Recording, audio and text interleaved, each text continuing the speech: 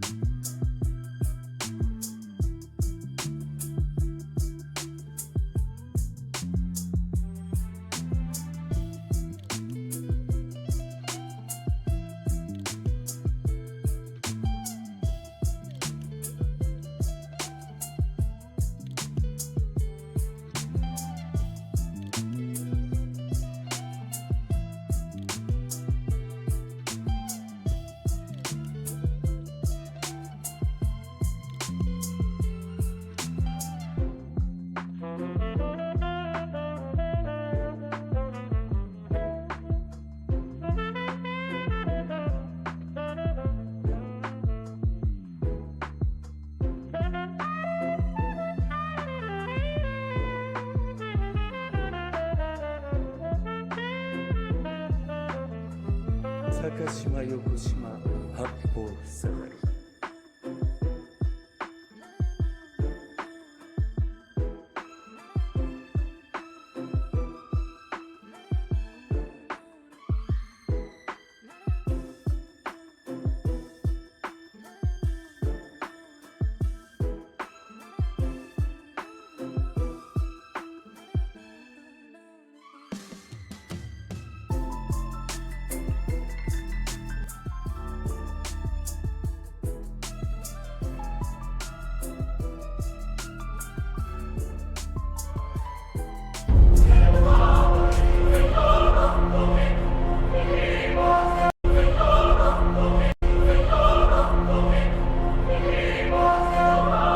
Musicality.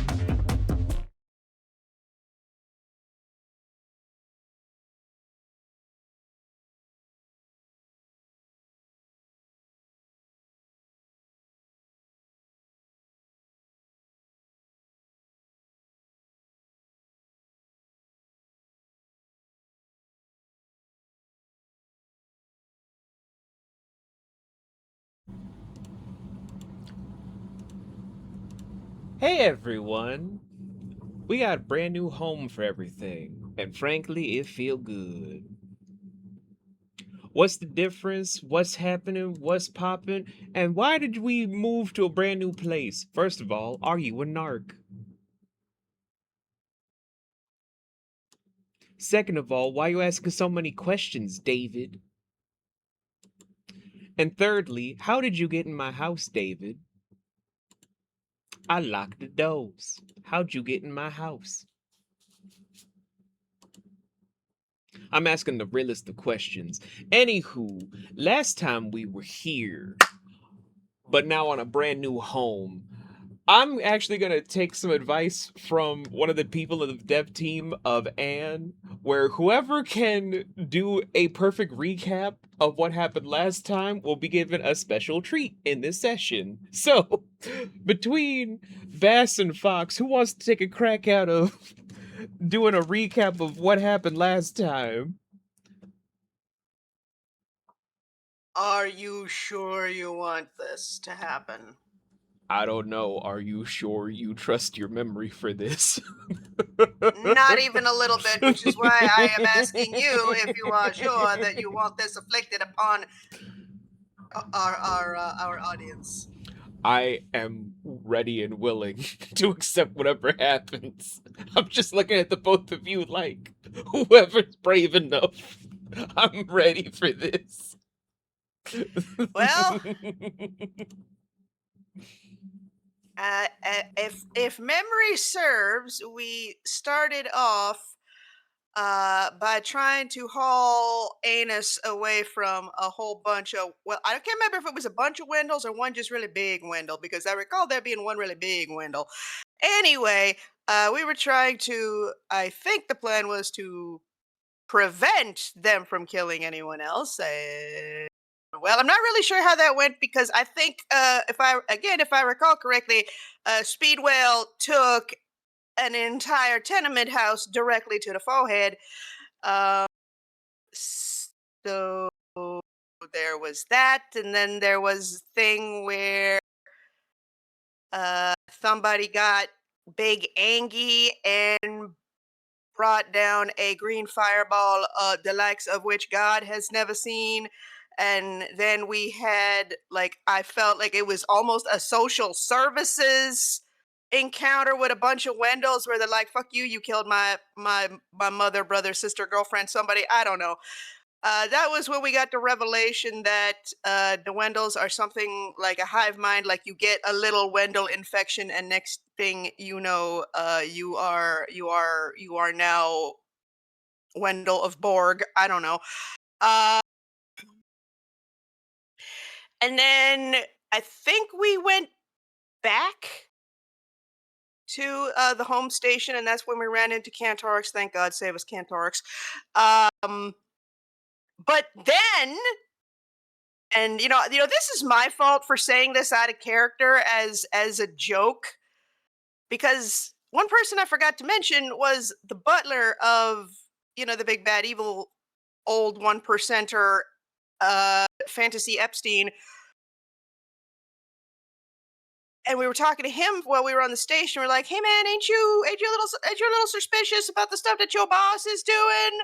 And he was like, "Madam, I have never heard anything about anyone or anywhere in my life." And that was the end of that. But then again, we find him again because he's looking for Cantorix. Now, the reason I told you that is to get around back to that, why I think what happened next is my fault, because I made a joke above board about, hey, what if Butler guy is the boss Wendell all along? Like y'all ever seen Lost Boys? Y'all ever seen Lost Boys? You know what's going on with that? You know what's going on? Okay, maybe you do, maybe you don't. Anyway, moving on. I meant that joke out of character. Then somebody, I'm not saying who, I'm not saying they was right, I'm not saying they was wrong, I'm saying they were following their one true path. They were living the impossible life, living the impossible dream, and they took a swing. Not a swing, they took a swang. And then a butler dude swang back, and damn, he beaten his Wheaties because he knocked a certain somebody flat on their ass. Again, I'm not saying who. I don't know if anybody was right. I know I'm just reporting the facts as my disjointed mind remembers them. And it's like, okay, well, thanks for that. Now what the fuck are we supposed to do? And again, thank goodness for Daddy Cantorix. He gonna show us the way. And it ended bouncing away there, my man. I see you bouncing. Anyway, and at the end of it all, Naevira and Speed are now about to reenact that one sequence from Final Fantasy VII on disc 1. You know, the one where they put on them bee costumes. Yeah. Only problem is, between me and Fox, I'm not sure which one of us is Cloud, so this is gonna get weird real quick. Okay, I'm done. Turn it back over to you, boss. Oh, that was the most hilarious recap I've ever heard. There were a lot of things missing, but it was close enough.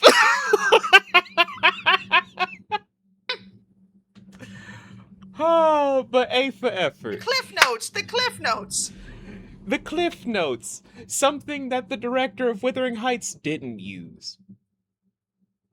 Anyway, enough shade being thrown at 2026 films, because that's next time. I'm coming for you next, Christopher Nolan. So, for all intents and purposes about that whole bee costume thing, unfortunately for Speed and for Vera, you're both Tifa and Eris, or Aerith, whichever one you wanted to choose for Disc 1. I knew it. I'm stabbing a fat pervert. I like how Fox was like, Sound you like know what, that's a Vera chore." would totally be just Aerith for the naivete, but I'm stabbing a fat pervert. No ambiguity, just like, you know what, I'm probably Eris, and I'm about to stab a fat pervert. No question whatsoever. Okay, Bridge with the tone of voice is like, oh well, guess I gotta stab a fat pervert. Girl, that was me. It's like, I love Fox's energy of just like, you know what? I accept this analogy. I will be Flower Girl and stab a fat pervert. There is no ambiguity here, sir. Sometimes the filter just turns off and I just say the first thing that comes to my head without making myself stop. No one's mad about it. I'm just saying. I mean, do you hear any monocles popping off? Come on, now. That's my third monocle this week. I simply must stop being so horrified. So, the reason I'm doing that whole comparison is because for the both of you, as I am ashamedly going to be putting on this ambiance for you, you are here for a fur and bubble party that you guys had to dress in your most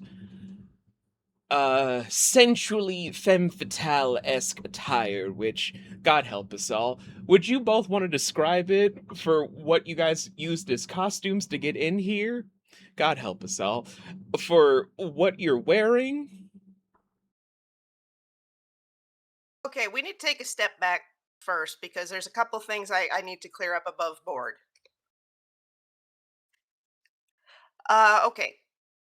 Number one, was it decided what we are doing, like what our purpose is here? Is this just straight infiltration? Is this observation? Is this information gathering? Are we actually here to stab a fat pervert? I need to know.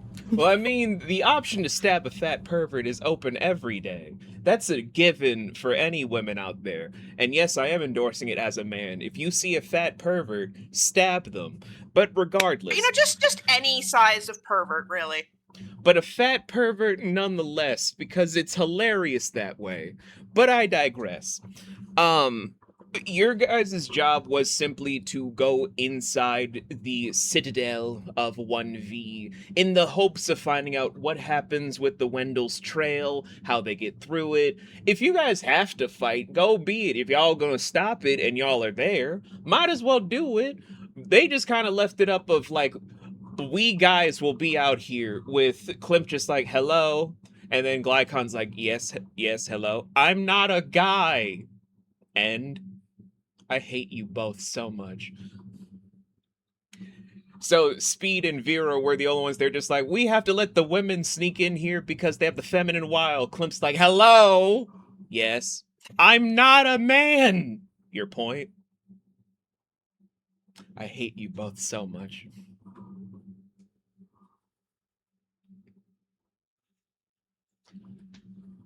So that's the whole thing there. All right. Now, one other question.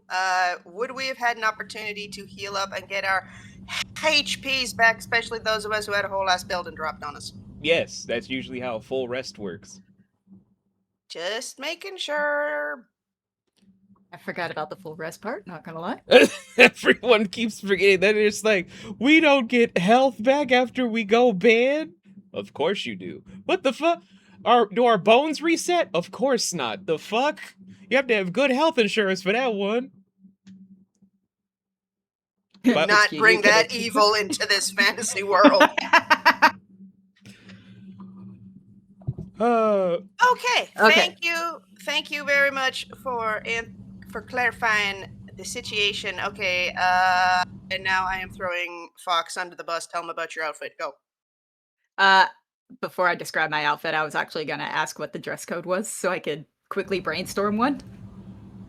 So, thankfully, I have never met people that know what a bubble party is IRL, so I don't have to go into too much detail. Let's just say if people of high renown for money's sakes offers to have certain women of certain ages come to a hotel room that has a lot of bubbles in it, chances are they're looking for tight, very body-hugging attire or the most scantily clad swimwear of your life, where you will not be leaving there feeling any sort of pride, but a lot of shame and needing 7 baths. No, I will not dive any further as to what that means, and no, I will not explain how I know this.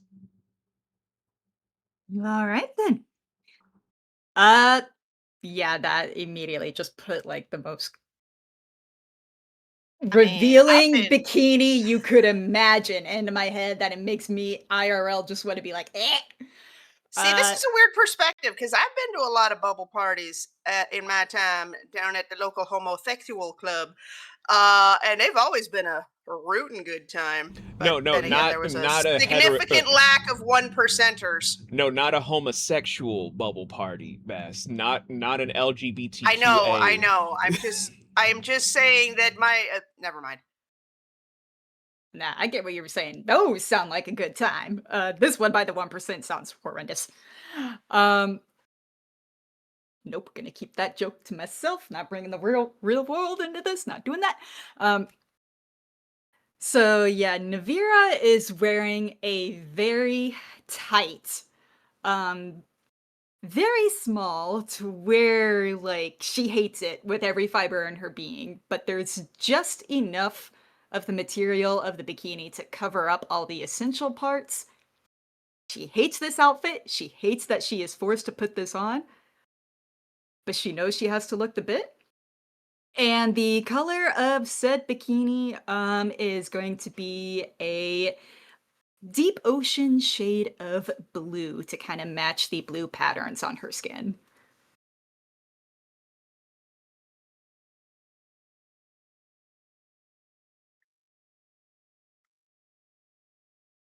And that's my outfit. Oh no, I'm just waiting for Bass, who's just been like, "Oh, I'll have to say no." I was like, "No." No. I was waiting for confirmation to continue. So, all right. Speed is not putting too much thought into this. We got the 10-gallon hat. We got the black. I guess I don't know what the equivalent to this would be. Sports brassiere. The cutoff jeans that are cut way, way, way, way too high. You know, where you can see the whole pockets hanging out and everything. And then the cowboy boots. Low effort, high impact is the plan. Oh god, this is Tifa and Aerith. Oh god. I've finally done it, everyone. I've finally gotten Tifa and Aerith in a TTRPG. Suck it, loading crew. Anywho.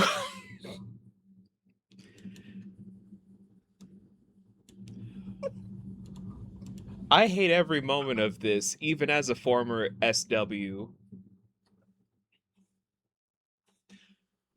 So, you guys enter through a side entrance to see a lot of things at this moment. What do I mean by a lot of things? There are, at maximum, 200 Simwa Elementums, but 700 of them that are looming around are more vapor and bubble variants that are tending to people with masks on their face. And, there are a couple of Leporias that are... What was the best way to put... doing elocution lessons for a couple of the people behind certain bubble veils. That's the best way to put it. Elocution lessons. You know, just because you whipped out the thesaurus, it doesn't make it any better. But I'm just waiting for people to be like, Mom, what's an elocution lesson? What are you watching?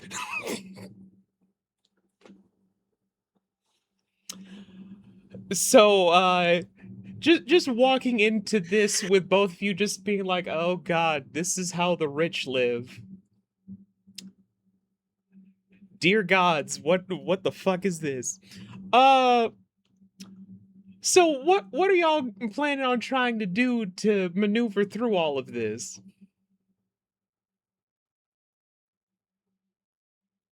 Feed's gonna lean over and whisper to Naevira,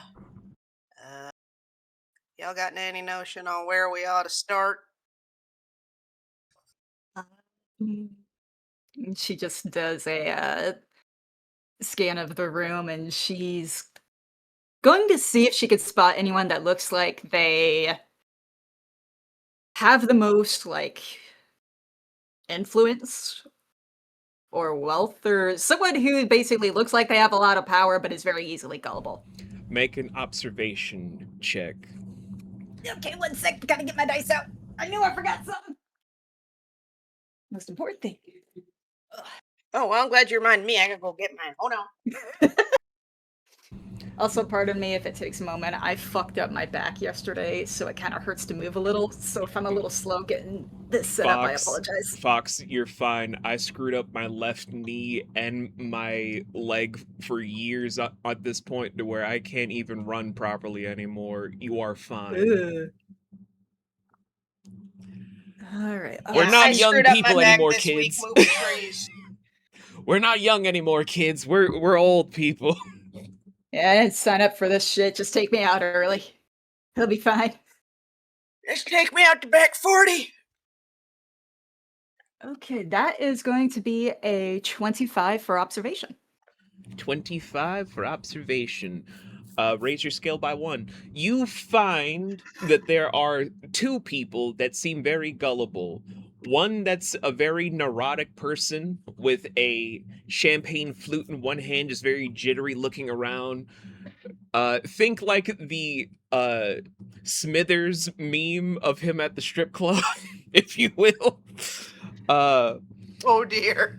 The other one is a very gluttonous man with 8 chins, just stuffing his gullet with giant lizard legs and dipping them in orange gravy.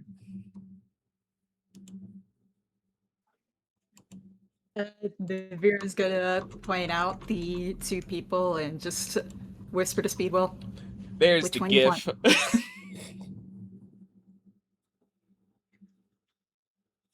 Okay, so we've either got Smithers or that guy from that one Secret of Life sketch. Oh, I was thinking the Duke from Village, but that works too. Okay, well, I like the Duke. The Duke is a nice guy. The Duke is a gentleman. How dare you? But he's also a fat bastard. Let's not just gloss over that fact. He is a big fat guy, but he is a helpful and considerate big fat guy. I never said he wasn't helpful. I said he's a fat bastard, because he does some evil shit, just not to us. Fair. Okay, I would like to... I'll get that answer to your question in a second, Fox, but first I would also like to do an observation check. Specifically, Speed wants to pay attention to where the household staff are moving, like the places that they are coming in and out of. My thought process is, if we have to, get into the walls, so to speak, and start looking around for things, the people who can move around a place like this quickly and quietly are the household staff. So watching their movements to see where they go.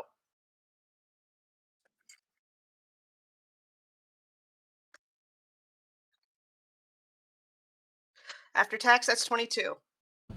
22. Raise your observation by 1. You scan the room to see that there are maids coming in where they're purposely wearing blindfolds because they do not want to see what's happening here. They feel embarrassed to be in this place, where they come through certain veils to put out towels and take up empty trays and bring out different rags to clean up certain messes, if you will, that are all over the floor. Okay. Speed is going to point this out to Naevira and saying, if we need to get moving around this place out of the eyes of the rich and powerful, that might be the best way to do it. Gotcha. But as far as contestants number 1 and number 2 are concerned, we're going to have to flip on it. All right. So I will request that our scribe flip a coin. I call heads, and you just assign a value to one side or the other, and we will see how it plays out.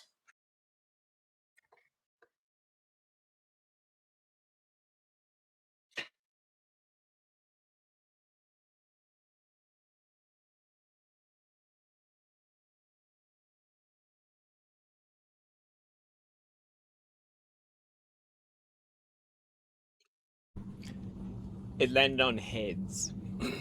Okay. So who did Speed get assigned to? Smithers. All right. Yep, I'm stabbing a fat pervert. Well, I mean, Fox's you make a wish came self-fulfilling true. prophecy. Self-fulfilling prophecy. Yep.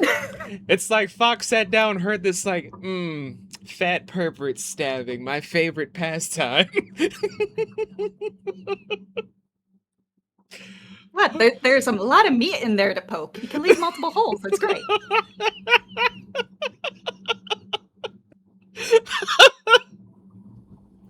Great tenderizer. How to tenderize the meat. So first with Smithers, as you're approaching with the trademark sway that comes from either Jessica Rabbit or Lola Bunny, your choice, your fantasy. The guy almost drops his champagne for like, hello. Speed will just not get too up in his personal space, but just kind of, I presume he's got himself up against a wall. Yes. She's just gonna, very casual, non-threatening, just go around and lean up against the wall beside him. Getting the distinct impression that this ain't exactly your kind of party. What do you mean? I enjoy my time with my fellow elites. I enjoy these sort of things. Speed kind of like raises a hand. It's like, but it's okay. I mean, you can tell just by looking at me that I ain't moving in your circles, so you don't got to put on no performance. He purposely avoids eye contact because he's not trying to look at you. Because he's just like, it's perfectly fine. I'm perfectly fine here. It's fine. It's fine. Would you feel better if I left you alone?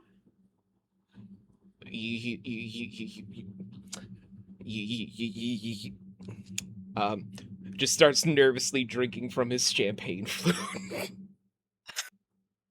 Okay. This would be intuition check, yes? Yes. To get a read on this guy? All right. Yes.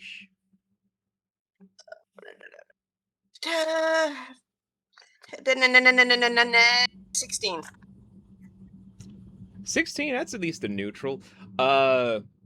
So this is someone from the Conductor Senate of Nobility, but he seems to have been blackmailed to come here. Blackmailed for what? It's not really sure what he's been blackmailed for, but he is not here of his own volition. The poor bastard. I'm getting the distinct impression that you have to be here. No, I don't. No. Is now starting to close up a bit more around himself. I'm sorry, I wasn't accusing you of anything necessarily. I'm just she gesticulates a little bit. You learn to recognize it. You know, I mean, she kind of gestures around the room. If there wasn't a paycheck in it, do you really think I'd be here? We all have our reasons to go through the day to day. Nervously drinks from the champagne flute again. Speed nods. I hear you. Have you been on the station long? I've only been here for a few days. Seems quiet. It does seem quiet, though. I mean, she doesn't lean in, but her voice drops a little. I mean, have you heard about the monsters? All of a sudden, hearing your whisper, he drops the champagne flute and just falls to the ground. Oh my goodness, I am so sorry. Are you okay? Fine. I have to go. He just scuttles away as fast as possible. Okay, Speed's gonna let him get a head start, but then she is going to hopefully subtly follow him, see where he goes. Fair enough. So while that's in play, Vera, you are so uncomfortable doing this, Vera. You're approaching this fat guy who is eating those lizard legs like no tomorrow.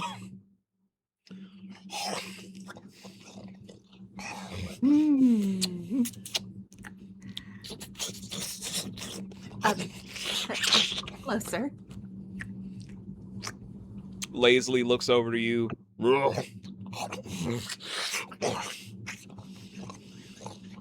Those seem like some really good legs.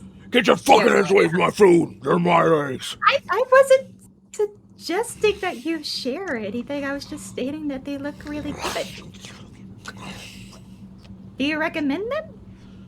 I recommend you just go about your business and leave me my legs. I don't even know why the fuck I'm here. You don't know why you're here? Were you forced to come here? Violently dips the legs in some more sauce where it splatters on his finely made tuxedo and then splashes almost at your feet as he just tears more into a leg before letting out the most verbose belch that rattles the room as he just struggles to get another leg and start over the process all over again.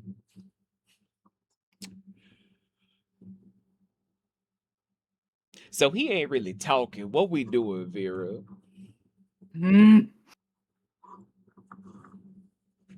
Since he's really more focused on his food,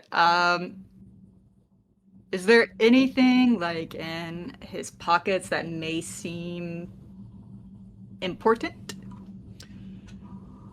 Well, I mean, there's a lot of folds on this guy. But, you said he's like clearly struggling with eating the next batch of legs, right? Oh yeah. This guy, and I know everyone's just like, you seem to be really fat bashing. No, I'm bashing fat rich people. We all bash on those. I don't bash on people of a certain weight unless you're rich. Then it's Naevira... Yeah. Oh, I'm gonna try something. I hope this doesn't backfire on me, but we're gonna see. Naevira is going to hop up on the counter next to his plates. And she's gonna be like, "Here, let me help you." And she's gonna take one of his legs, dip it in the gravy for him, and feed it to him. Cool. He does not seem grateful, because the moment he has it near his mouth, he tries to thwap you away, but you have enough finesse to jump away as he grabs and starts eating it just viciously. It's like an evil version of William Taft, if you will.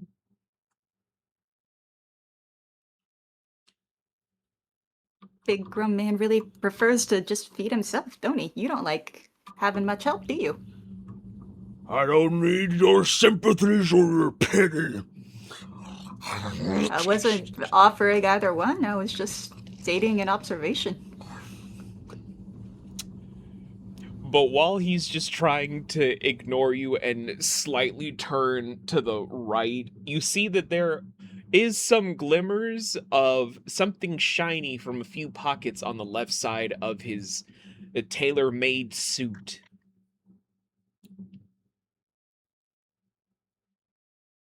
Okay.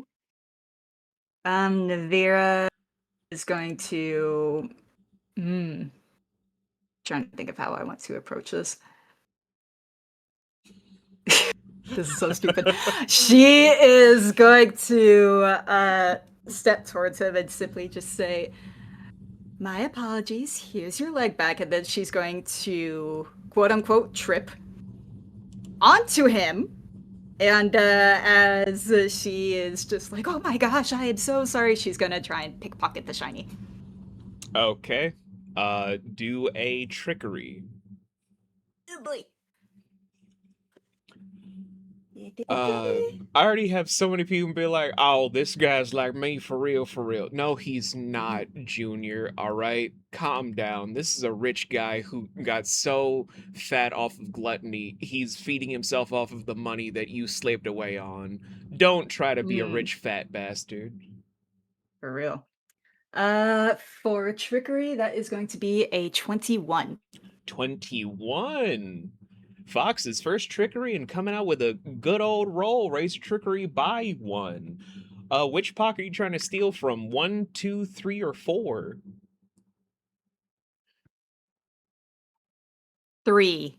3, all right. You trip to have the leg hit him in his 7th chin, which is like, Watch where you're putting that thing!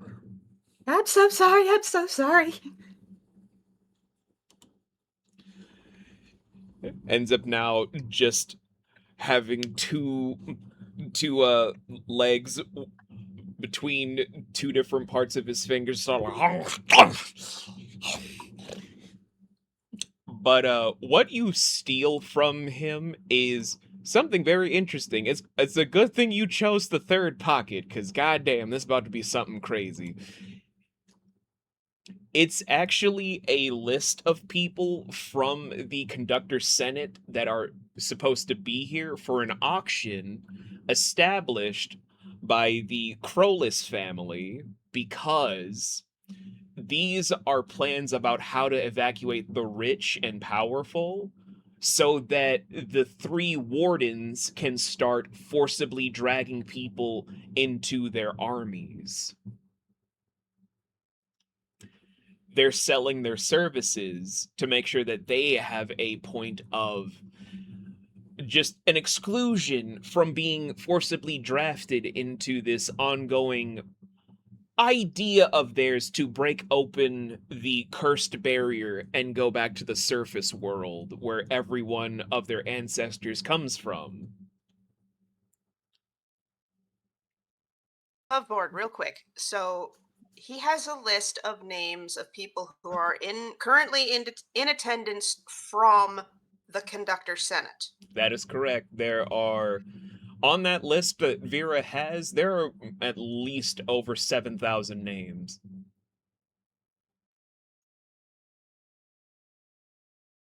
There are over 7. Over 7,000 names. Yeah, there are over 7,000 people at this party?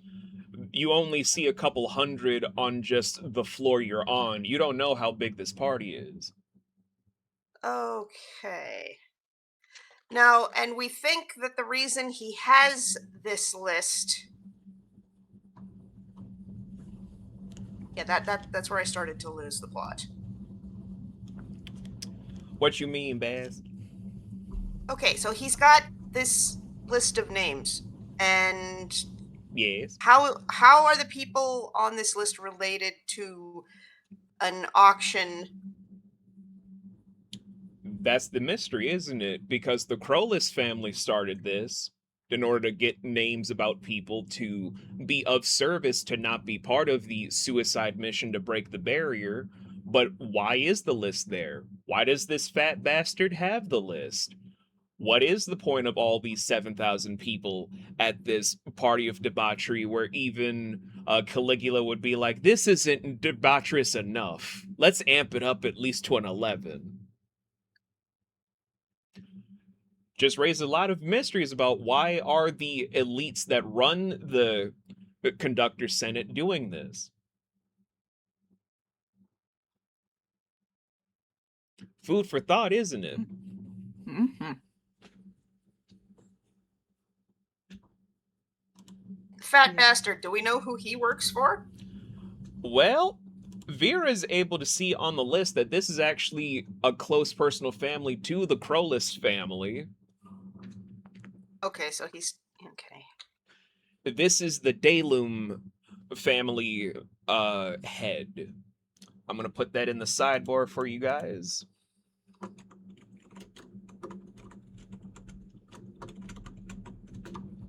But this is Lord Daylum himself.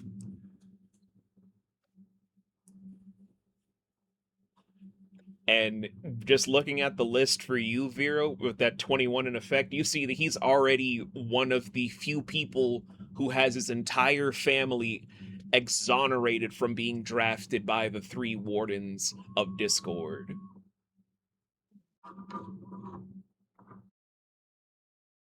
All right, give me one moment. I'm just making note of that.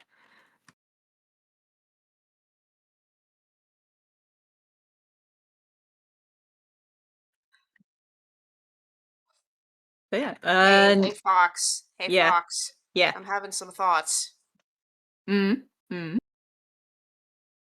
So, if we're dealing with a bunch of rich assholes who are trying to exempt themselves from being forcibly drafted by crazy motherfuckers.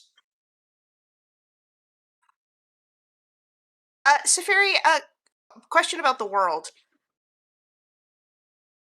How big is the Conductor Senate? Oh, okay. Stand by. Okay, so Fox. Mm-hmm. Now I'm wondering if this is a case where these 7,000 people they're trying to win over to get them to do something, or I will be right back, guys. I'm sorry. No, it's okay. It's okay. We'll just top shop in the meantime. 7,000 is a lot of people. So what do we think is more likely, that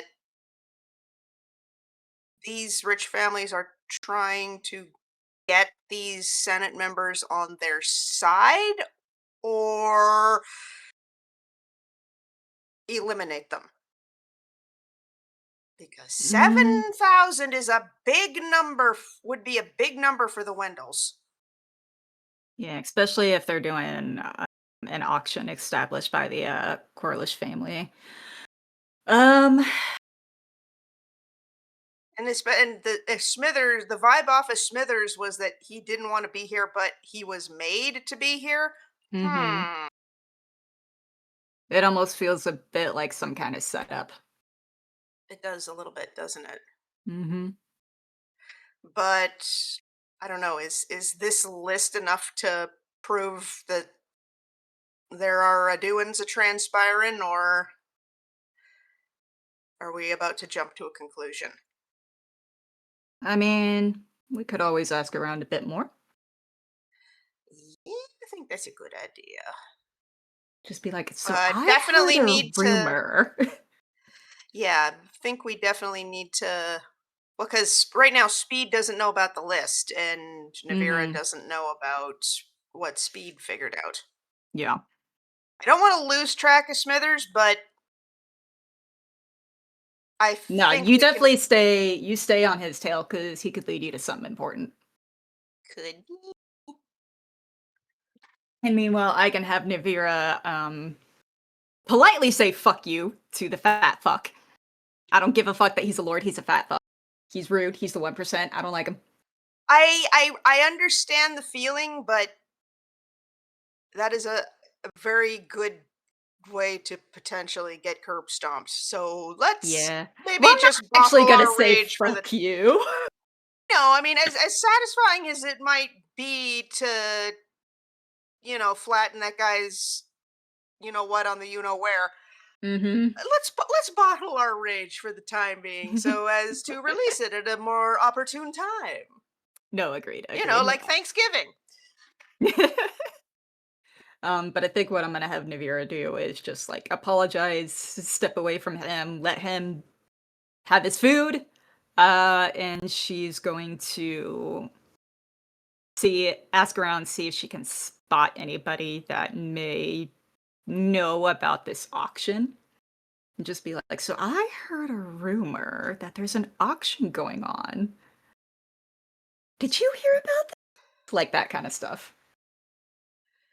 And I also heard that the Dayloom family already bought their way out. Can you believe that? Like just stuff like that. Maybe cause a few inner fights. We'll see. I would be careful about revealing too much. Like, here's what I was thinking. Like, if Naevira and Speed knew what the other knew in character right now, I would be inclined to, get a hold of Smithers, show him the list, Mm, and say, why is there a list of all these senator names on it? yeah. And why is it in the hands of, the head of the Dalem family? I mean, it's a calculated risk either way. Mm-hmm. I think if anything first before Naevira does anything else is that she's going to step through, those veils that a lot of the servants are going through to find a secluded place, and she's gonna like try to fully look over this list to make more sense of it. Yeah. And then depending on that afterwards, I may have her start looking for Speedwell. Regardless, she's gonna have to return back to the like main party room to see if she could spot Speedwell, and obviously Speedwell isn't gonna be there. Well, I don't know. We don't know. I don't. That's True. something to confirm with Safiri when he gets back. I mean, we may be close enough that they have enough time to run over, exchange notes, and then run madly off in all directions. Mm. We'll find out when he gets back. Next time, whenever the ST gets back, or Scribe. That's what they're called in the setting. Oh God, I've got 30 years of cheddar pigs. It's like, is it a DM? Is it a GM? Is it a ST? Is it a guy? What make the game go? The man that tells the story. Certainement.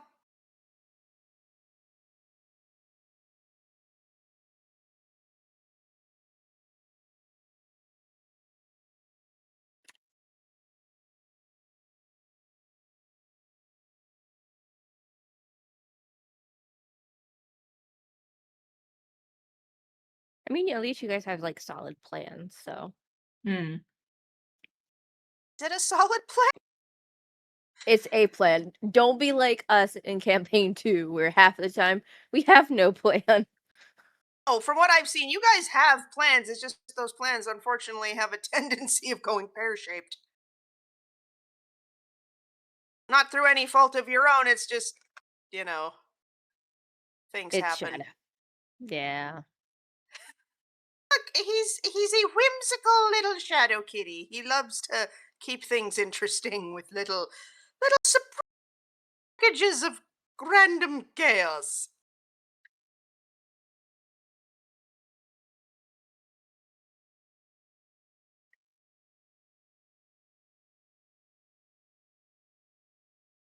Like last night, we had no plan for the day side. I'm not gonna lie. Did it involve goblin war crimes? I fucking wish it was that easy. Go But it is on.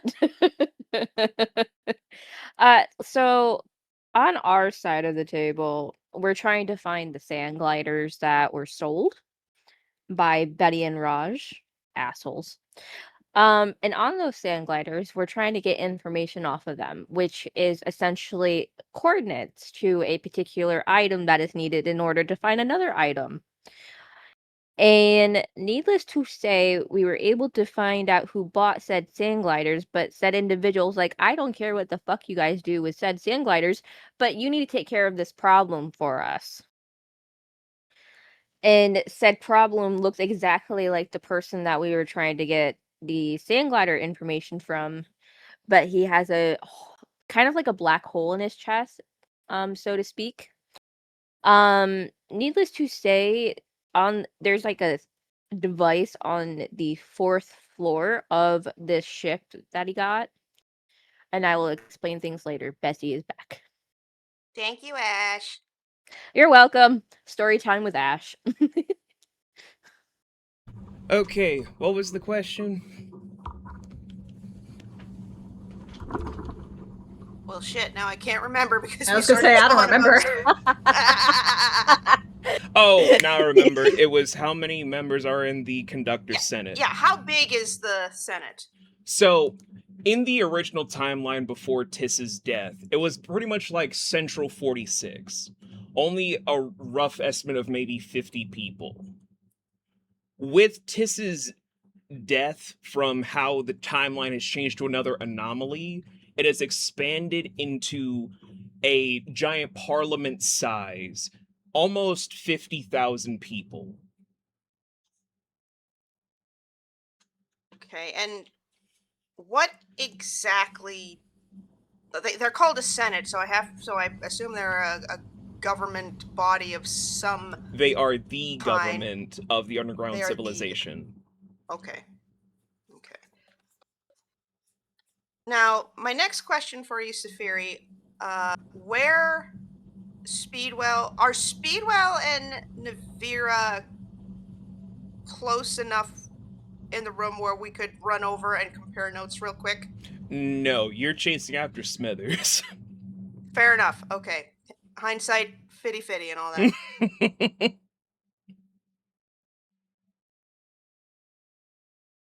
Is all I had to ask. Thank you. You are fine.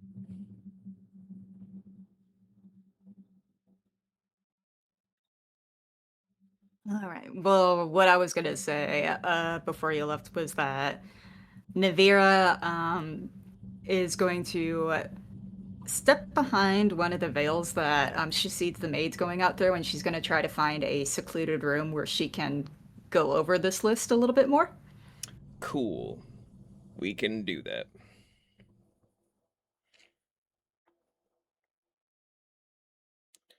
So make a stealth check for me. Good boy, come on. You've been on fire so far. Yeah? What is my stealth? Bad. 15? 15. Fox, can I hold your hands real quick? No! Why No! are you wearing gloves? But don't worry about it. Oh, okay.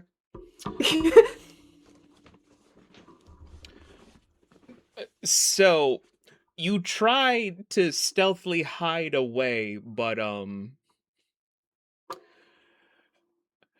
there is no way that your figure can hide you behind the veil, both in front and in back, to see there's more behind you than there is in front, to where people just like, oh, I dare say there are 2 floating melons in front, and then in the back they're like, oh dear, they have a very odd bubble-shaped table.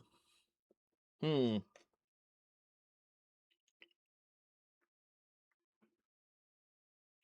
should probably alert people about this weird comeuppance in the veil.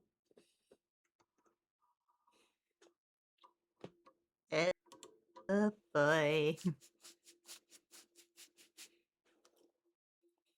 Time to go for me. It's like, oh no.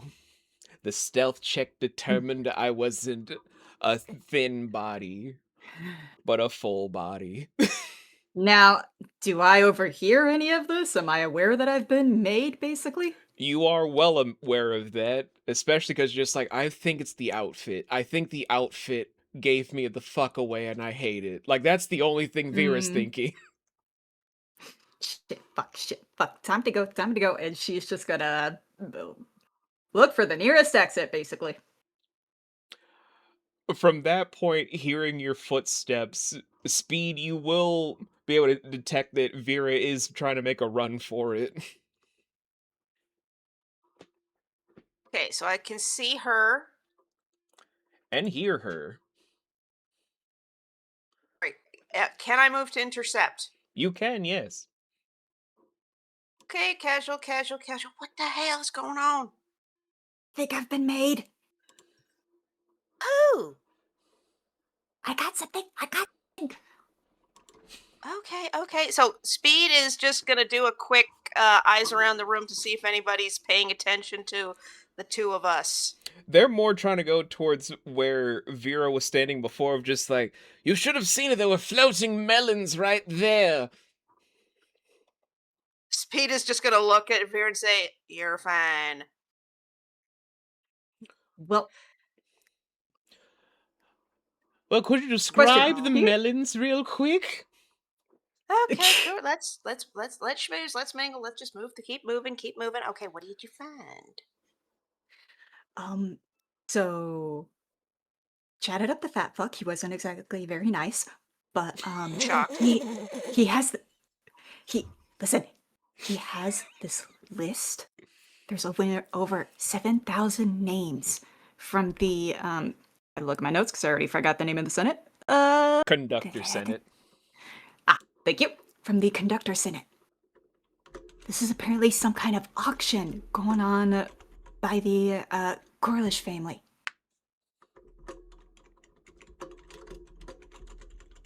Can I say? Yeah. And she's just gonna like quickly hand it to her.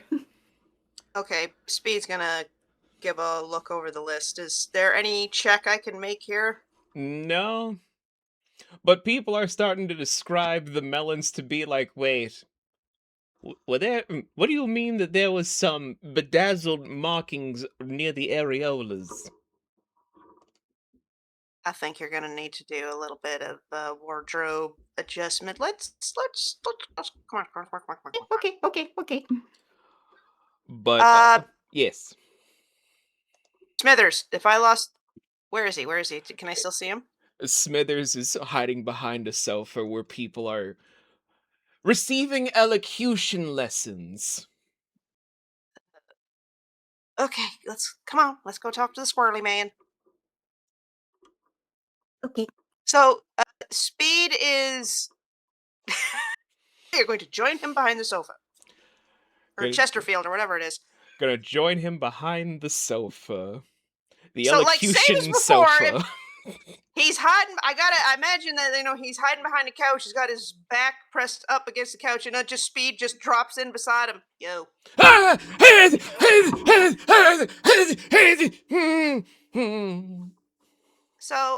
I need you to do something for me, my friend. She's gonna hold up the list. Is your name on this?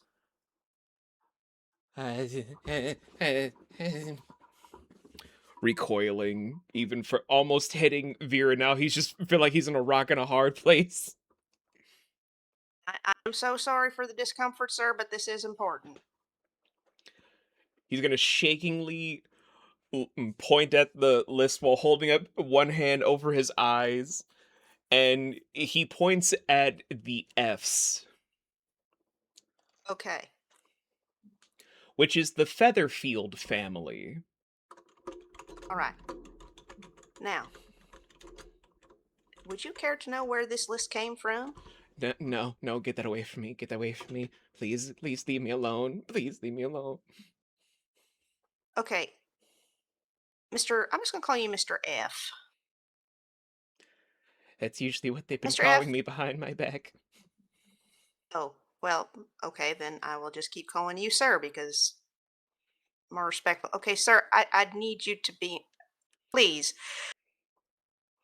Your nerves, is it because of our presence, or is it because of just having to be here? It. And the moment he's trying to say something, just one person calls out to him. They call him Mr. A Pile of Sticks.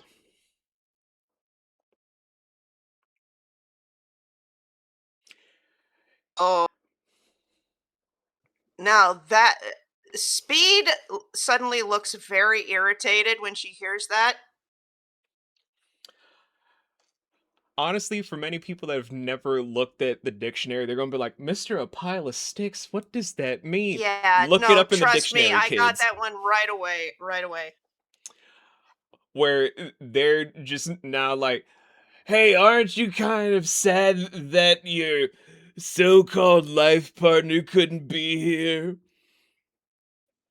As he starts shrinking more and more behind the couch, where he's being pulled away by a couple of bubble elementums who are trying to direct him to a special room behind another veil.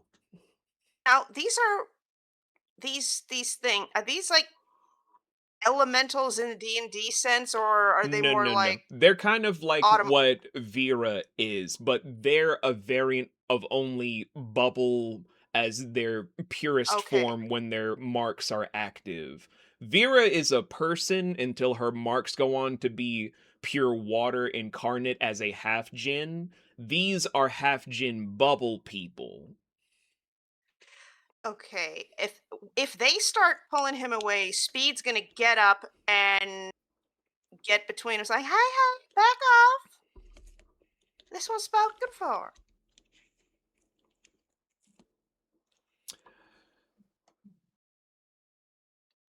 They just all collectively look at you, where there are several others floating above to kind of drift down. And they're just trying to give you a look of like, get the fuck off, this is our paycheck. And Speed's gonna give him a look back that says, I'm not afraid to take off my fucking earrings. So, Vera, that's up to you. Do you want to see Speed fight 16 bubble elementums all by herself, or do you want to just see what happens?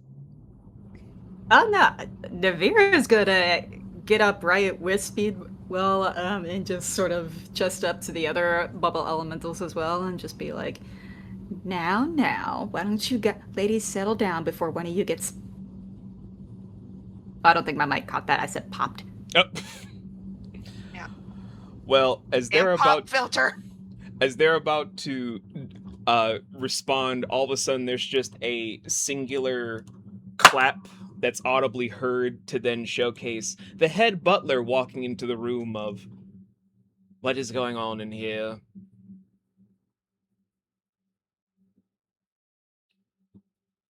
Every rich person kind of stops. Granted, the elocution couch does not stop because they're locked in giving very interesting lessons in how to enunciate from the larynx of the throat, if you will.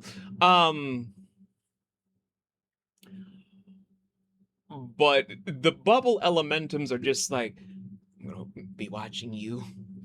As they start drifting away, where the head butler sees that it's you two, and he's gonna start dragging you both by whatever fabric he can grab a hold of to pull you from the room.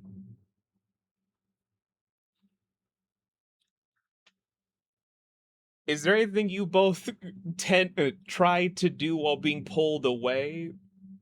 I had to put it there. I couldn't say it outright because we're streaming, but I had to put it there.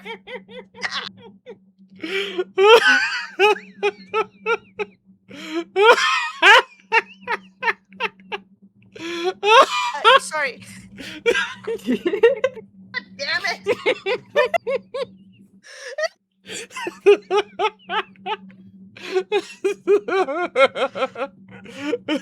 Oh, god damn it. Oh, for fuck's sake. Oh, I don't know. Just go with it. Just go with it. oh boy. Hey. Remind me, we know this gentleman's name. It's just I, the player, have forgotten. He never told you guys his name. Oh, right. So I'll just go with it. Well, fancy seeing you here. Shut up and just go with the pot. I'm being dragged out. Just shut the fuck up and go with the pot. Can't do. Oh, I'm a little worried about that young fella back there. Shut the fuck up and just play the part. To where... All right, Yes?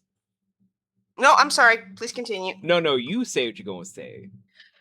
All I meant to say is that Speed would go along with it. She is not actively resisting.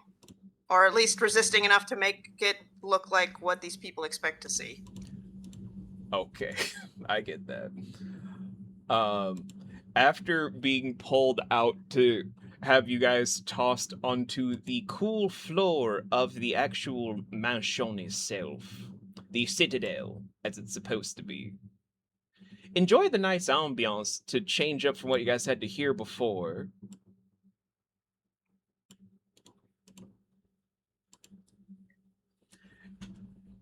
That's a lot better, isn't it?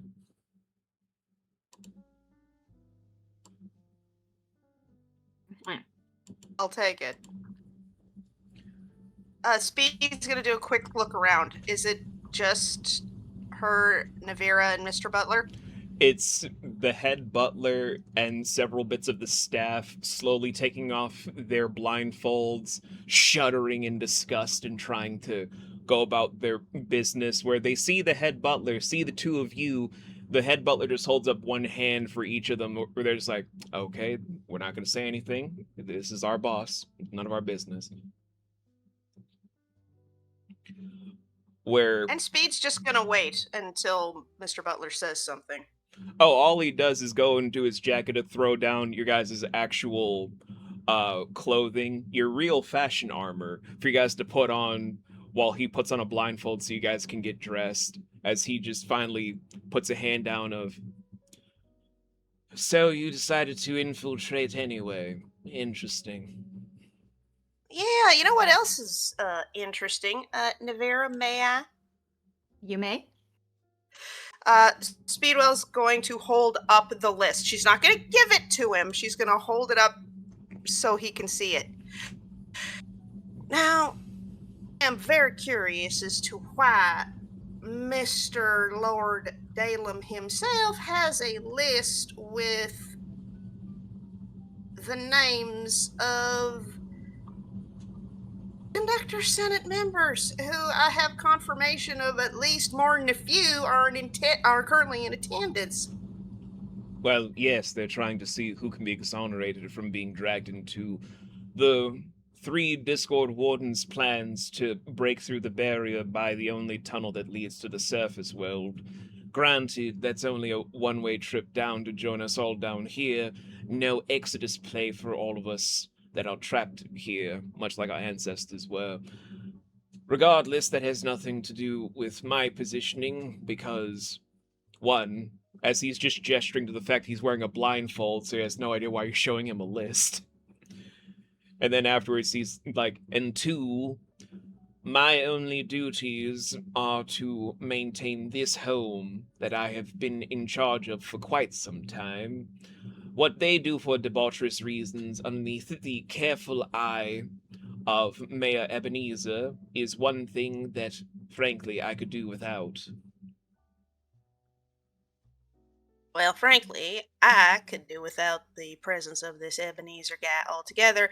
Oh, and I could also really do without the warden stomping down on this place and taking away everybody that don't have 2 nickels to rub together. I would also enjoy it if you'd all get dressed already, because this fabric is murder on my eyes.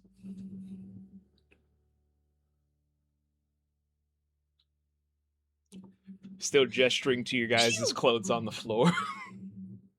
Speed knows. It's like, oh, I thought you couldn't say. I could just knock you both unconscious with just 2 fingers if you want to play this type of game with me.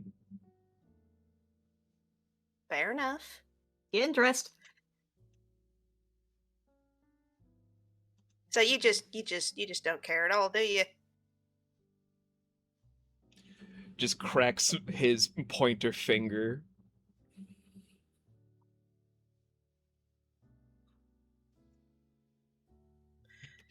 But what about your family? Aren't you worried about them?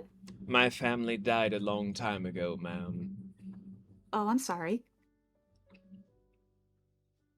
But imagine if they were alive and they were forced into the army. How would you feel about that? I'd feel the same way they did when they killed them in front of me when I was merely a boy. So because you would know how it feels, or you have an idea of what you would feel if that were to happen, you're just okay with allowing it to happen to everybody else? Wouldn't you want to save other people from that kind of pain? It's brave of you both to believe you know a single person's story by injecting your own viewpoints into it without knowing actual context or being in one's shoes.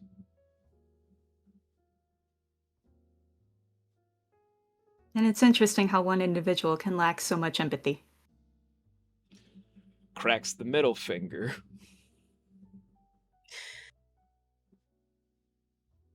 All right, Vera. Yeah, I'm shutting up.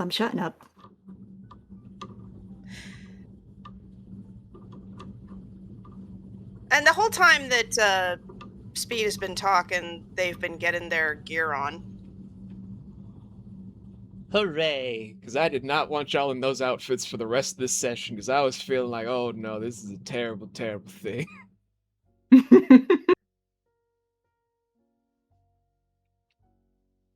I'm a degenerate. I'm not a lowly pervert.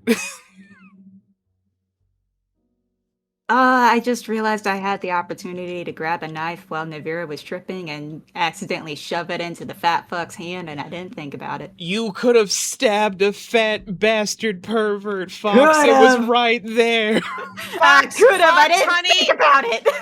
Fox, honey, you could have shoved a dagger into that big motherfucker. He wouldn't have noticed. But it would have just achieved what Fox wanted, to stab a fat pervert. But she didn't. I say this purely as a joke. Hey, you could Not still run serious back in at there all. and do it, girl. Nothing's stopping you. I was literally just about to joke and be like, hey, Naevira, suddenly it's just like, hold on, I got one more thing. Runs back inside. Shake. Runs away. Should I actually do that? Probably not. I think the butler would flat out kill me for that. He already seems upset because I ran my mouth a lot, so I just... I mean, both Vera and Speed are speaking a lot of stuff where they're just like, man, we just have this overall moral high ground of this guy, but we don't know his story, so we're just gonna keep talking. Cracks finger. I'm gonna shut my mouth. Hey, I've learned. I've just seen what he can do to other people, and I'm like, nope, not gonna be me. Well, Mr. Butler, if that is the case, then we will show ourselves out. As he finally takes off the blindfold on just pure instinct, then just state, why don't you trying to, without even taking the job, see if you could find whatever it is that you're looking for? That is correct, although one wonders if, knowing this, you would permit us to continue to do such a thing in this house that is your responsibility. My responsibility is this homestead and the people that work here. If there's danger afoot while I'm forced to do my job for other things, I cannot, in good conscience, just let it go by. Inspect everything, go anywhere. We're not going to stop you. Speed will kind of straighten up a little bit, give Mr. Butler a respectful nod and say, we'll do our best not to interfere with any of the household staff's responsibilities. That would be best, but also don't show your face back in that debaucherous party behind me. It's not a place for young, respectable maidens like yourselves. Oh, honey, you couldn't pay me enough. All right, Vera. Shall we continue? Yep. Just one last thing, and she's gonna quickly hug the butler and just go, I knew you had a heart, and then she's gonna take off after Speedwell. He did not even extend out his arms to hug back. He's just still standing there stoic, not even changing expression. Like, this bitch just hugged me, okay. I'm sure he appreciated the sentiment there. But exiting from the doors of what seems to be a very vacant room for the staff to transition from that debaucherous display to the next. Welcome to the Citadel itself, where it feels as cold as Ebenezer Scrooge's house from A Christmas Carol. You know, if he didn't listen to the Three Ghosts, aka if he were the FX Christmas Carol version. God, that movie sucked. That movie doesn't exist. You're Yeah, I was wrong. gonna It say, doesn't what exist. movie are you talking about? But it's an instant chill that runs through as you guys also see the pitter-patter of rain on the windows. You hear the creaks of the chandeliers above swaying in a non-existent wind. You see portraits that seem like they're in motion, yet they are perfectly still. You can almost hear the tapestries moving, wafting, drifting.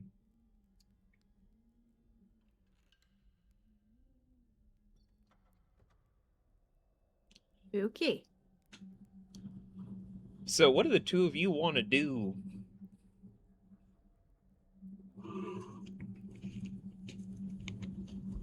I'm gonna start searching the place. And if I see anything nice, I just might take it. You know what? I'm not gonna be mad. Steal from the rich. Yeah! What about you, Speed? Sorry, I was muted the whole time, but I didn't realize. Are we still in a room or are we in a hallway now? You're in the hallway. Okay. This is an artifact from the old days of playing AD&D 2nd edition, but I'm gonna have a look at that hallway rug just to see if there are any traps. Now, what I mean when I say that, look at the rug and look and see if there are any places on it that appear well-traveled or any places that don't. Cool. Then you're both doing deductions for two separate reasons. I am being paranoid, probably, but I learned how to play D&D in the THACO era. Sue me. I mean, I learned during 3.5. Who am I to judge? Okay, that deduction after tax is a 21. I thought you were going to say titty one. I was like, wow, that is an interesting roll right there. Okay, well, next time I will say titty one. And I will expect you to know what I'm talking about. So there. Just give me one titty. I'm anyway. not That gonna one lie. titty. Not three-fitted, not one titty.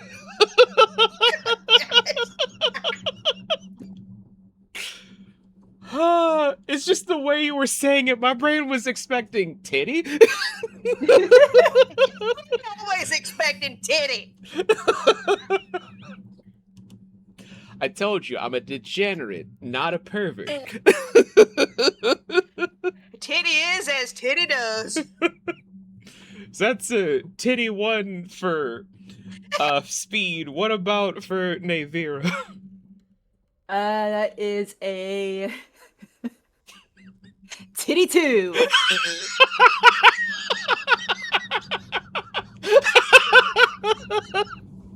God Also, damn I it, could- woman! I just about christened my monitor with Diet Coke coming out my nose. I'm just imagining Fox's husband is just listening on this, just like, honey, what are you doing? Titty 2! What the fuck? Oh, you don't understand. There's been so many times where I'll just glance out of the corner of my eye and I just see his face sticking in, like, what the fuck is going on? It's fine, it's fine. Gotta keep Fox hubby on his toes.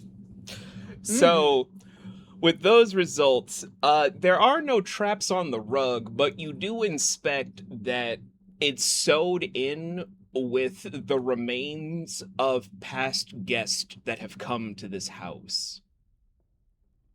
Excuse me? Like, you feel around and you feel different forms of bones in the fabric, and you feel around a little bit more. There's a bit of a squish, almost like there are squibs of blood in the fabric, to also kind of detect that there are still beating organs in parts of the rug that stretch out from way by the bay window all the way to an adjacent hall several feet away. It's just is this one of those carpets where it doesn't take up the entire floor? It's more like a strip going down the center? Basically, yes. Okay, so don't walk on the carpet. Got it. Meanwhile, for you, Vera, you are able to... I gotta get something real quick. I'll be right back. While he's gone, I'm not Well, gonna lie. The way he was describing that rug, my brain was screaming, the carpet's a mimic. Yeah, well, my brain was screaming another thing. You know, there's this monster I remember from the days of 2nd edition D&D, back talking about 2nd edition D&D, called Living Wall. Oh god, I know what you're talking about. Uh-huh. I can remember many years ago being in a campaign where the DM said, you know what? I'm going to fuck up everybody as much as I possibly can today. So he took living walls and made a house of living walls. Oh god. It was as close as I've ever come to being physically ill in a TTRPG. Ugh. Just because like you thought the fucking windmill from Curse of Strahd was bad. No.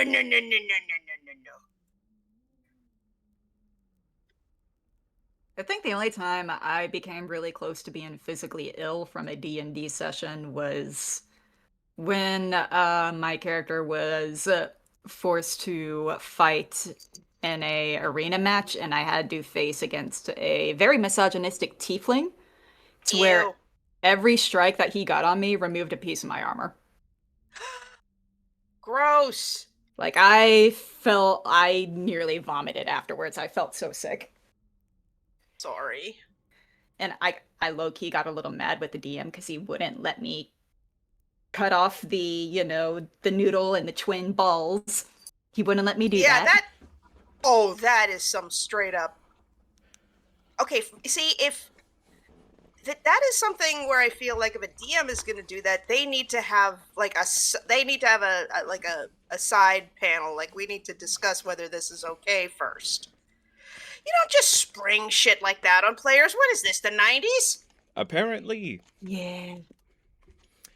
So, back to what you were trying to look for, Vera. There are a couple of different doors that open to just regular bedrooms, but with a titty-two, you are able to find that there is an exact treasure room filled to the brim, like wall to wall, ceiling to ceiling, electrum bills and coins. What did Captain Akbar teach us? Speedwell. What did Captain Akbar teach us? I don't know if I can't remember if he was a Admiral. Admiral! That's what he was. He was an Admiral. He was promoted to Admiral when he told us his trademark thing. Vera. Don't walk on the carpet, whatever you do. Okay, but you need to come see what I found. Okay. Oh. You thinking what I'm thinking? I'm thinking that this is too good to be true. Fair. I'm gonna look around for any traps within the room. Luckily, with your observation still being in effect, there are at least 7 traps in the room. Yeah, figures. Come on. We're trying to save a bunch of folks from getting turned into cannon fodder. Let's go. Fine. But we'll come back later, right? Absolutely.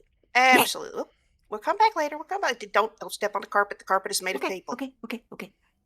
I'm not made of kidding. what? The carpet is people. Naevira just looks so fucking disgusted, and she is now just pressed up against the wall as hard as she can make herself. It is just inching along the wall to avoid the carpet.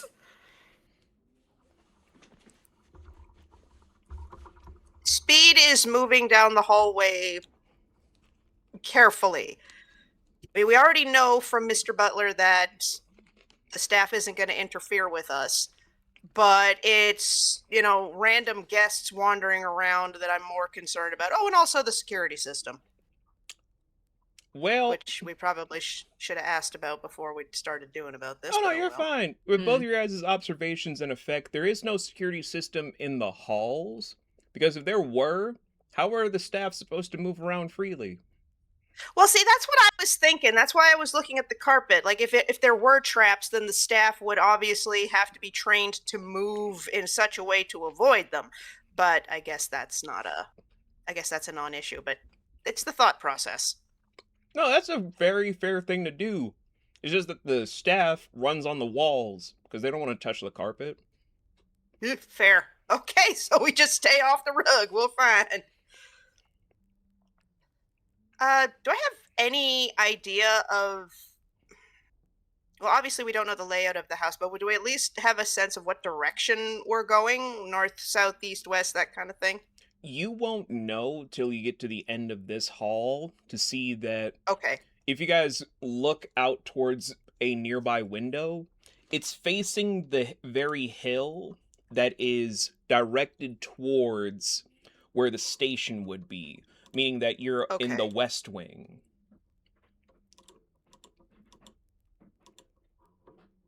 Okay. See, I keep track of stuff for y'all because I try to be a good GM. Thank you. I may not be much, but I try to be fun. You are a very good GM, and I'm very happy to be part of your game. So there. Okay. So if we are currently in the west wing, is that where the party was taking place, or was that more centralized and now we're in a different part of the house? Because I don't know how far we went with Mr. Butler. Oh, you guys were pulled from the northwest to the west.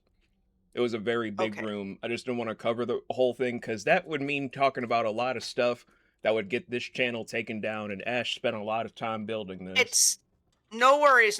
I've seen Caligula. I can fill in the blanks. Oh, no. Caligula would be like, this is pussy talk.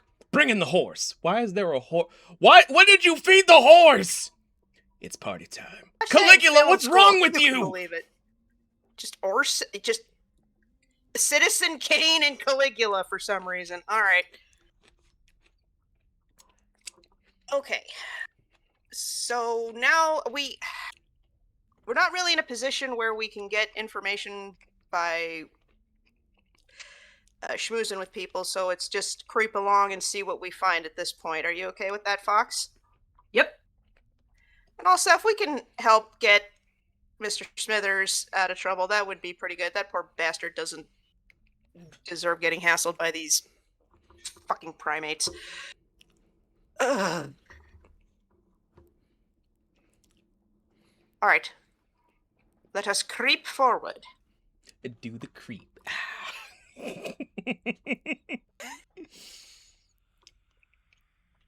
So, you guys are trying your best to just maneuver and not touch any carpets, because after just one carpet, y'all like, I don't trust any of these fucking carpets. I don't trust any of these shits. Pretty much. You maneuver through the West Wing, where the pitter-patter of rain is your only indicating marker, where it gets fainter as you're moving away from the window, to progress further through the West Wing to see there are approximately 17 separate halls in the West Wing that lead into hundreds of rooms. Holy. Ebenezer stole a lot of money from a lot of people to make this Citadel. Anyway, maneuvering through the West Wing, you guys end up getting towards what is actually two different staircases that showcase that the West Wing isn't just a conglomerate hallway of 17 different hallways. It's almost like the expanse of Wang Shitong's library to make up the West Wing. There are multiple floors that make up all of these 17 separate hallways that lead into other subsects of the West Wing, to then just look out beyond at a massive expanse of where the West Wing only has a black expanse to have hovered mechanisms that stretch out from there to go to the central part of the building. What in the f is wrong with this guy? I feel like you need a map just to get through this place. We should have asked for a map. Oh, yeah, we should have. Starting to question just how much just how fed up Mr. Butler actually is. All right.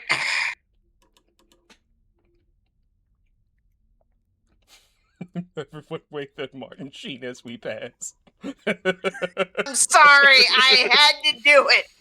The West I'm Wing not was sorry, an not even a important little bit. show for all people to consider. Hey, Sheen, don't worry about it.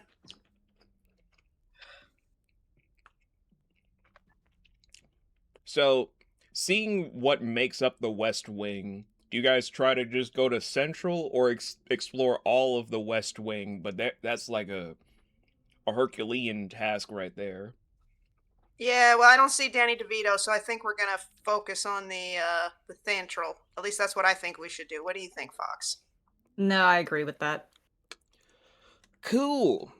Because there is a floating artifice that approaches where it is very steampunk. It's very Gearworks based to be a floating platform that you guys can hop on and then just slowly just float on before arriving towards Central to hear thunderstrike nearby.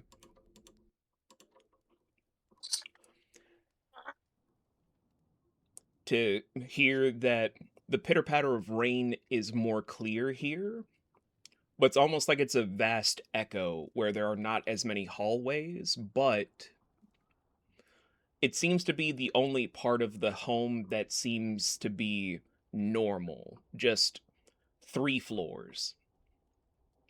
And only 2 halls on each one. Huh. Looks like we found the original house or something. Mm-hmm. All right. Tread carefully, sin bravely, and all that. Yep.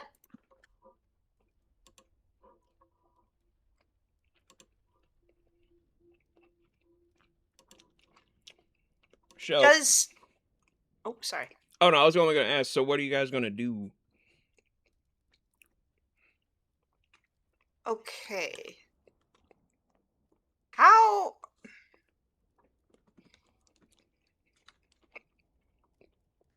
Well, my plan is to just keep exploring, and suddenly more interested in this place just because of how, by sheer token of how different it seems. And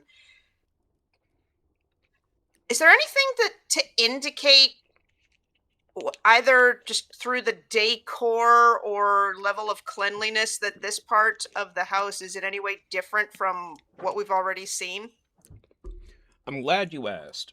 So, as many people have probably known what I do for updates about what we're doing per session, what images I use, there is a reason I used this image in particular for this overall part of the story. So I'm going to post it one last time for you guys, where sitting on a mantle within the central part of the house, where you see a mosaic panel up top to see the rain pouring down, right underneath it is a gigantic mural with an elderly man's face, but with pointed ears that are subtly hidden underneath a wave of gray hair, a massive beard that hides most structures. But this seems to be of a person that, of elvish descent, was standing proudly with weathered clothing, and is with a what seems to be 4-year-old boy with antlers sprouting from his head, with tear marks running down his face.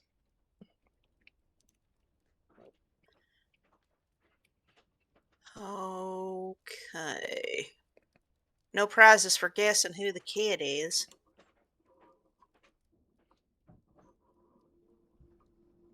You know, it occurred... Okay. Safari, since we got in here, Mm-hmm. have... And, you know, this is a rich person's house, so they probably got some portraits, to say the least. Do we have any idea what Ebenezer actually looks like? You do. Ebenezer is a human of some sort, but he's not full human. Okay. How much, if at all, does he resemble the gentleman in the mosaic? Not at all. Okay. There is no resemblance at all.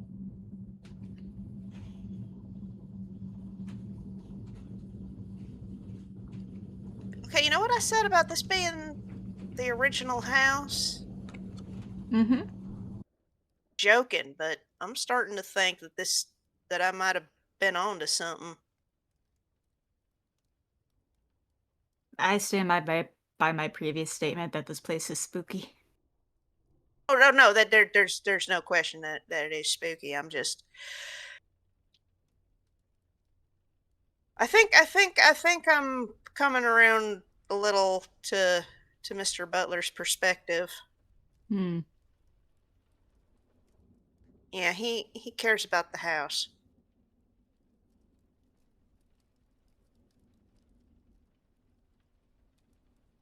I don't And- think he gives much of a fuck about this Ebenezer one way or the other. Unfortunately, Ebenezer is currently the one who owns this house, and this heart house, if you will. Yeah. We're also making a whole lot of presumptions as far as Mr. Butler is concerned. We probably shouldn't be doing that. Okay. Well, let us continue looking around, but we're not going to steal anything from the heart house, are we? Got it. Okay, unless it's really cool. Okay.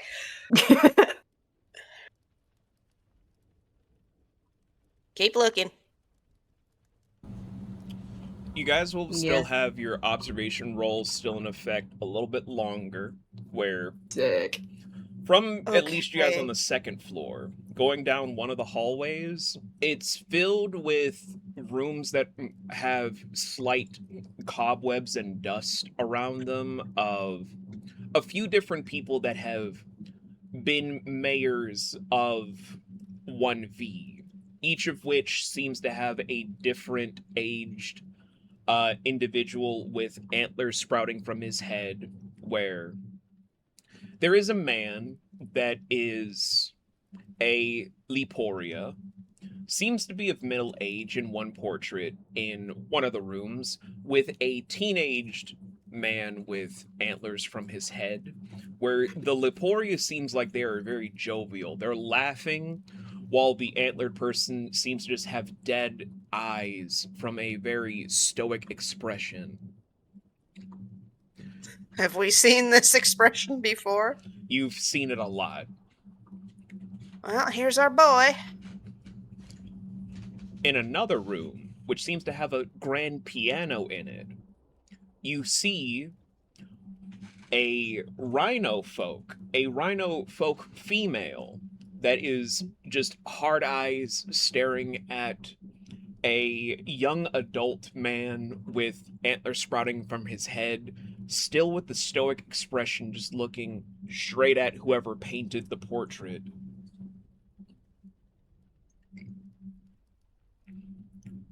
Well, this Mr. Butler sure doesn't seem like he's had a whole lot to be happy about. Mm-hmm. It's like every time we see... I wonder how he got caught up with this whole business in the first place. Like if his entry point into this whole place was with that old elf guy.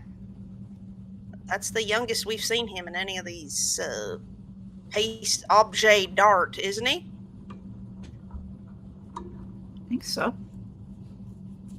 So this is his personal timeline. So whatever happened right before his depiction in that mosaic, you think that's what happened after he lost his folks? Based on the expression we saw in the first portrait, I say so. But again, making assumptions. We're here, we're supposed to be looking for Wyndells, but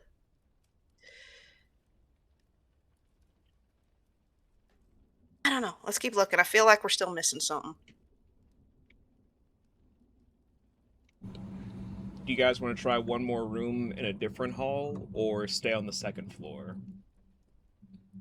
Can we wrap up the second floor and then go back to another floor and keep looking?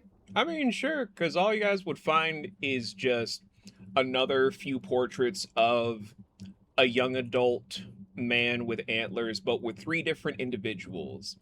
A really just laid-back tiger variant Gatra, aka cat folk, who seems to just be laughing while, again, stoic expression on the antlered man. Another one is a Delphinian, aka dolphin folk, who's trying to be super cool by doing a giant leap forward with water painted on the portrait. The antlered man, stoic face. And the last one seems to be of a not Fey-wild changeling, because those seem to have just mysteriously died out in the underground civilization, but a different kind of changeling is standing while shaking the hand and holding onto the shoulders of the antlered person, stoic face.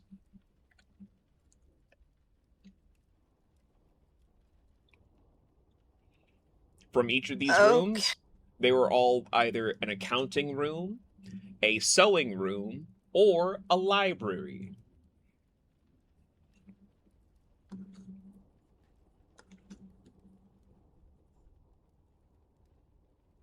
Do you think he wants to be here?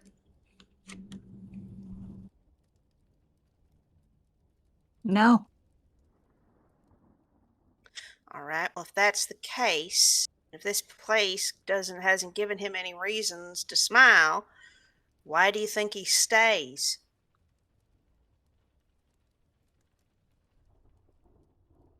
Either some sense of duty bound or something is forcing him to stay here.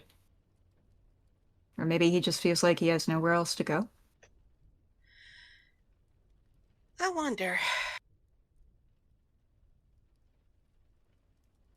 Well, we still haven't found anything related to how the Wyndells are coming and going.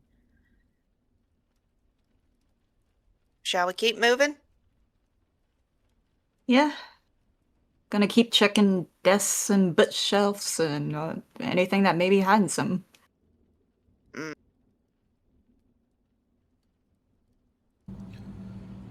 So you guys go down to the first floor. We'll say going down the third hallway, where you guys can only pick from 1 of 8 rooms, because that's as much as your observation will hold before you have to roll for something else.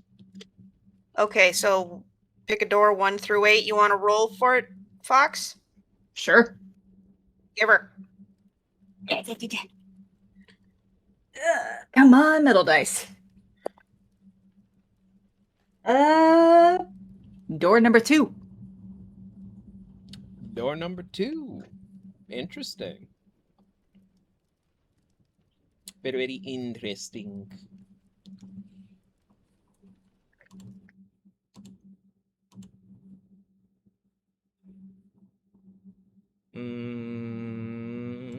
You'll do.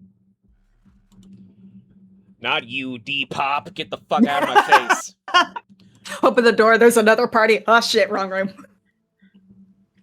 Chuck Norris?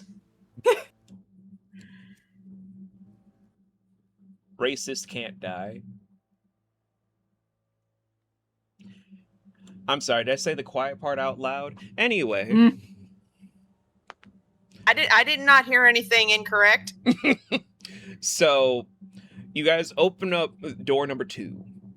And by golly gee, by shock of all shocks, you guys see that there's a mysterious foot that vanishes behind a bookshelf. The foot had clawed nails scraping onto the ground.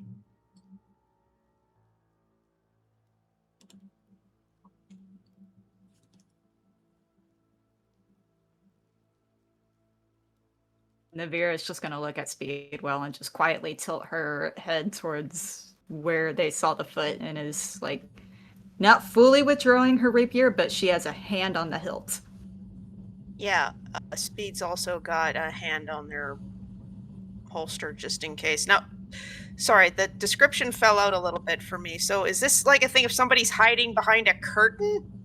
He went behind a bookshelf that just closed behind him. Or them, I should say.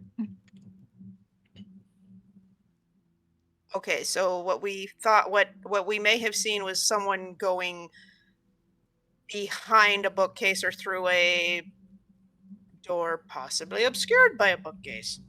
Possibly, but the bookcase is now pristinely placed onto the wall carefully. No issue there.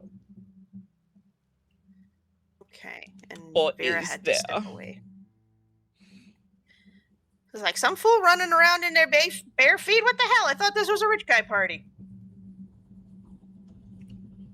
Only in the northwest wing.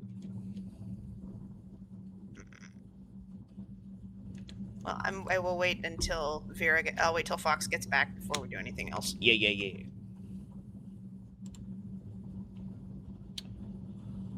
But the room itself I can describe. It is a pretty modest-sized library. Roughly, I'd say 10 bookcases.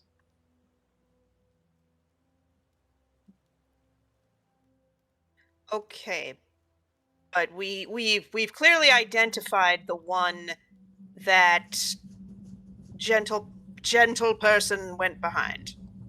Yep, it is bookcase number 4. Okay. Preliminary investigation. Does number 4 have anything different about it than the other 3? Has or a lot others. has a lot of chemistry related books. A lot of things involving formulaic things. Okay. Now we came around the corner to see them disappearing behind it. We didn't actually see what they did to manipulate the bookcase. That is correct. All right, so of all those titles, like you said, mostly chemistry and other kind of sciences, is there any titles that stand out, like one of these things is not like the others?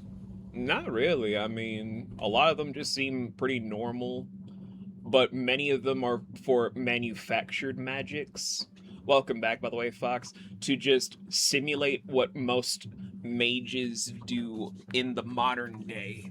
Like how many Okay. people think that the crafters of old did magics from what many people in D&D would be like, oh, this is artificer magic. No, no, no, no, no. You silly, silly idiot, Arnold. No, no, no, no, no. This is just alchemist magic. Oh, why'd you call me stupid? Because you're not a football head, dumbass. Right. So it is in fact not a case of, you know, we've got a shelf full of books on agriculture except for that one about aeronautical engineering. That is correct. Okay. Well, time to go looking to see if any of these books are made out of wood.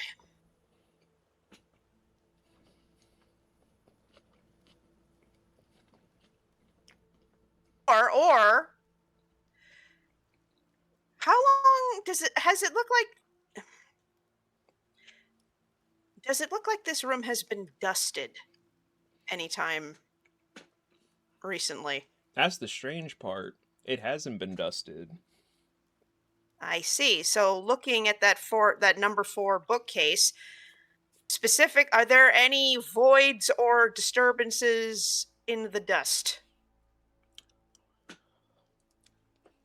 I'm glad you guys are using the last of your observations for this, because this would have been a very lengthy experience. There are 6 different books that seem to be out of sorts.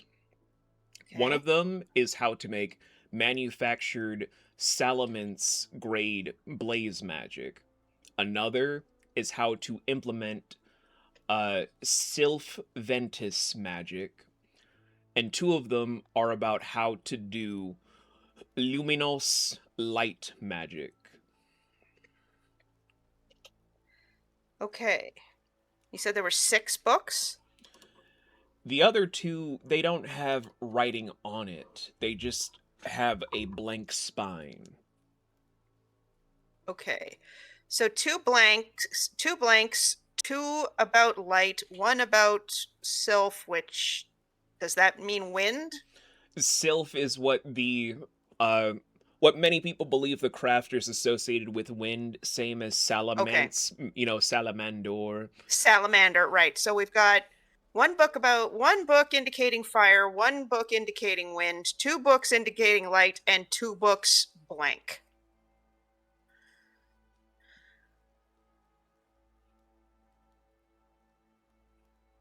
Now, is there a roll I can do to see if this combination of elements is significant? Historically, geographically, mythologically? You could do either a history or mystic check. Okay. Feel free to get in on this too, Fox. Yup. Well, since knowledge is slightly better than the other, actually no, they're both exactly the same. What the hell am I looking at? Okay. Just look at the skills. They matter more than your talents. Yeah, for some reason my mystic knowledge skill is better than history for whatever reason. What about you, Fox? My history is better than my mystic. Okay, I'll roll mystic, you roll history. Savvy? Yep. Okay, let's do it. Well, 17. 20, not natural. Titty! Titty! Unnatural titty! Unnatural Natural titty. Unnatural titty. Why is there two Let's nipples keep on that this titty? thing going. Anywho, with a 17 and a titty, for wait, who rolled history? Who rolled mystic? I rolled history. And I rolled Mystic.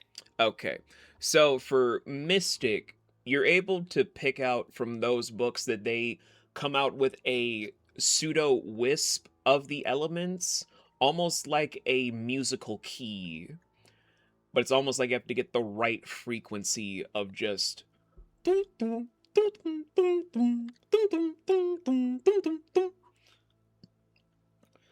As for. It's a piano puzzle! You bastard! Can you tell I was taught how to do game design? Have I mentioned that one of my favorite 90s puzzle games is Seventh Guest? Yes, piano puzzle, you bastard! Alright. Alright. But for history, for you, Vera, although you have amnesia about a bunch of things about your own past, which is understandable, you do remember that there were different formulas that actually did run the gambit. You both raised your skills by 1 by the way of Mystic and for history, respectively. The thing is, in order to get the perfect formula going, people did it in a sequence like this. It was fire twice, and then it was light once, fire 3 times, light once, wind twice, and then terra 5 times. 1 sec, could you go over that again? I got fire twice, light once, fire 3 times, light once. What Yeah, was after I that? got fire twice, light once, fire 3 times, light once, wind twice, And terra And then- 5 times. and terra 5 times. Okay.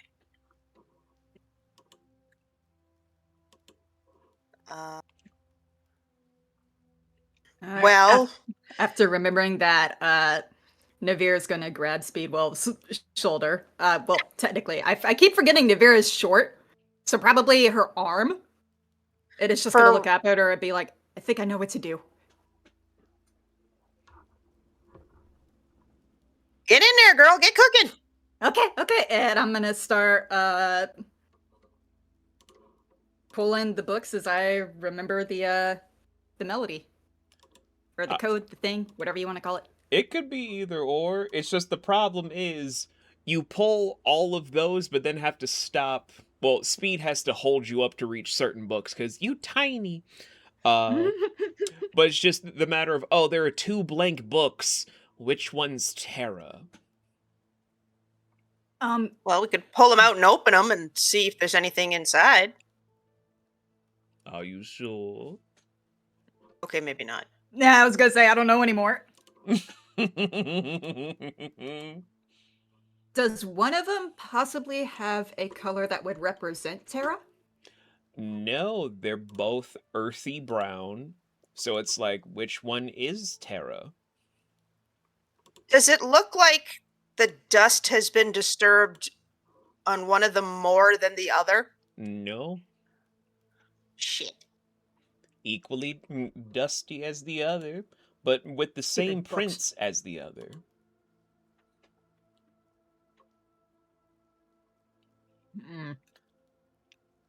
I promised you guys challenge, not a walk through Disney.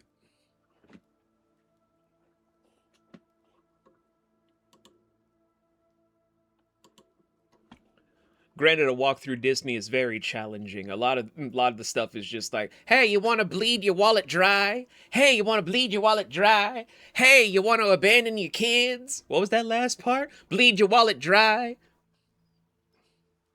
I'm so glad that my Disney World experience was back in the old days before things got truly stupid. Anyway, Mm-hmm.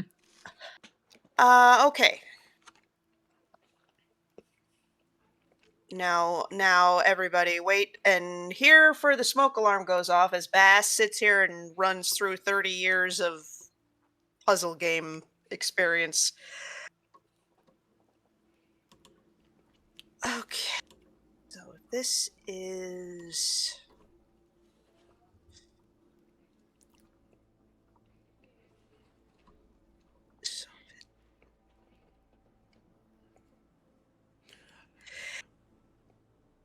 You know, I'm gonna be very generous because you guys are in a custom mode campaign, and I will let Ash here help you guys in coming with a solution for this very problem. Well, I'm thinking about Have the you two rolled a blank. mystic? They Have did you roll a rolled a mystic. and they weren't able to pick anything up from that roll? Like, had they rolled a new one? For the regular books they did, they only got the essences of the books with spines. Was not enough for the ones without the names on the spines. Hmm. So the two blanks you said exact same color, Yep. no discernible differences in the dust voids, indicating that they were both used Yes. and But in equal measure. but which one is Terra is the question. Okay. Is there anything about elemental theory in this world that breaks that Earth is comprised of two composite elements? Actually, that is something that Vera's history can still yield answer for, because Terra is an element that is comprised to the highest degree, where every person that wanted to use Terra magic always thought it was this end all be all thing. But the problem is, even before the event that gave you guys the powers you have today occurred, which has gone by many different titles of different parts of Altos, no one could ever use Terra magic. They could move the earth a little, but it was never the same as pure geomancy. And now it's too lethal to the body to even use it. There are schools that think that it is possible because of you can manipulate earth, you can manipulate wood and or the vines themselves within the planet. You can manipulate magma, you can manipulate glass. All these things comprised of what earth itself goes into. But the problem is none of the people that have gotten the glow, as people in the underground society call it, because they don't know about the Pandoria. They've been underground for hundreds of years. That is actually millions of years. Jesus Christ, the history of this planet is massive. Anyway, as I just absorb the fact that my cosmology working skills are insane. Not many people know if there are individuals that can use Terra magics or even how to manipulate a pseudo form of geomancy in any capacity. Most notably in the underground civilization, because they don't know about certain aura classes that can use Terra magics. It's very interesting to really consider, though. So Terra magic is for the most part unusable because it is toxic It is to the too caster. it's too potent for a normal spellcaster. I'm gonna go into like above table things because this is something that also helps Ash understand the cosmology and for stuff we're doing for the player's handbook. Terra magic can't be used by most normal classes. Only 2 normal classes have the capacity to do something with it, but it comes at a cost because of how they're built.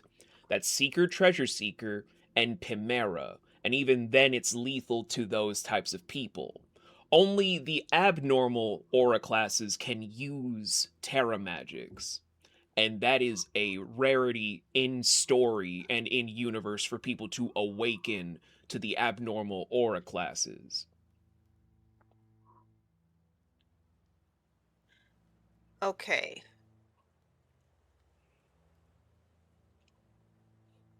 So it isn't a case of Terra being created by other elements. It is its own standalone element, but it is, as you said, so potent that very, very few people have the ability to use it, if never mind effectively. Correct. Okay. Learning about cosmology. Can I How about do- this? Sorry. Oh, no, you're good. I was just gonna ask if I could do a mystic roll on the 2 blank books to try and figure out which one might be the Terra book. Go ahead. Okay. So I'm over here thinking, okay, so up until Terra, there are 5 steps. So fire, light, wind, and then Terra. Mm-hmm. So that's 5 to 5, whether or not they are related to each other. And it still doesn't answer the question of which of these 2 books is the actual Terra, unless they both are. But I'm going to shut up and see how Fox did with their roll. Natural titty. Natural titty! Premier titty slams on the ground. Oh god, it's perfect. I need to paint this. So, Oh, what have I wrought? something we will use forever. Raise your mystic by 2, Indeed. by the way. Oh shit, okay. The thing is, both books exhume energies of the Terra, but the difference is one holds a natural volcano that where you pull from it, the pages themselves will melt your flesh if you were to just grab at the spine to have them seep forth and claim your soul. The other is natural Terra, the one that would go with the earth itself, the gemstones, all of the wonderment of just regular Terra, all from the Gaian realm, so to speak. And Naevira's just gonna like stare at the bookshelf for a second. When it hits her, she's gonna be like, "Gotcha!" and she's gonna grab the correct Terra book and pull it out. You pull it 5 times. 5 times. 1, 2, 3, 4, 5. 5 book pulls! Ah! It's almost like that goddamn thing from the goddamn Halloween franchise. I shot him 6 times! I shot him 6 times! Fucking Loomis. Oh, my goodness. But after doing that, and even pulling out the book to then accidentally, where you guys tumble a little bit to see the pages open to showcase a beautiful, almost transparently astral gem form in front of you, as a silhouette is casting it to grow and form, break apart, and shift into a miniature form of the planet. This is the first time both of you, as denizens of the underground civilization, see that that is your planet that's hovering in an astral projection, with the actual moon floating on one side and the vision of the Hamon star, the actual sun itself in the distance, comprised of 5 stars surrounding a giant blue giant in the middle. You guys have never seen where your ancestors came from, but just seeing that from an astral projection, what does that do for both of you?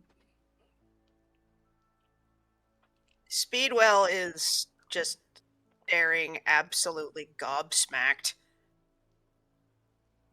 Naevira's doing the same thing, but you just hear a little whoa from her. This is us, isn't it? I think so. Good God.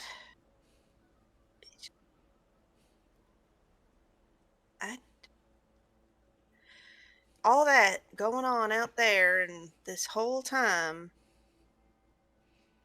we've been down in the burrow. You know what? I don't blame them wardens for wanting to get out, but you bet your ass I blame them for their methods. As you guys Agreed. are having this moment, the bookshelf fully opens to showcase a secret passageway that descends further into the building. Are we going in? Yep. And Naevira's gonna All close the right. book and put it in her bag, because I'm taking this shit with me. Hey guys, do you want to see where our ancestors came from? What the fuck? No, look, it's cool. What do you think this shit was supposed to happen in 3? Why is this here now? No, director said something about pacing. Either way, you guys will descend below to where the bookshelf will close behind you both.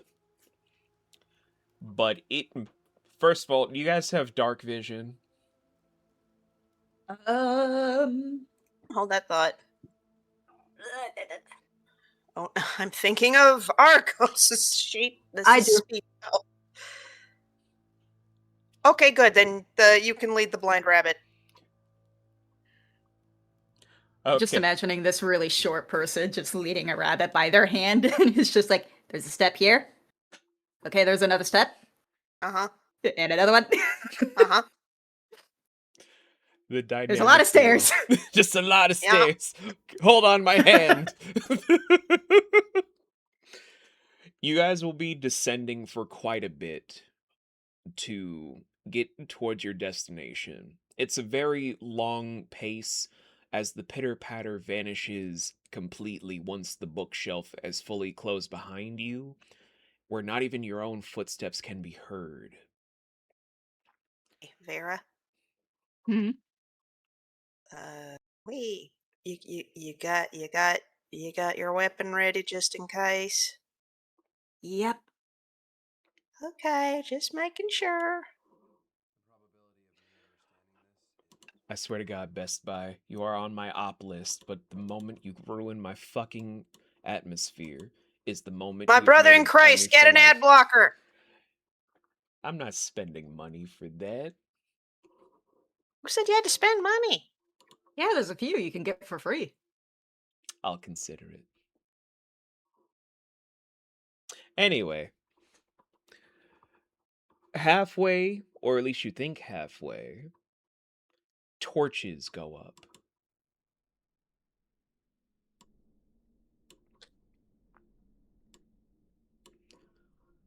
The torches are of purple and black flames that illuminate as you progress forward.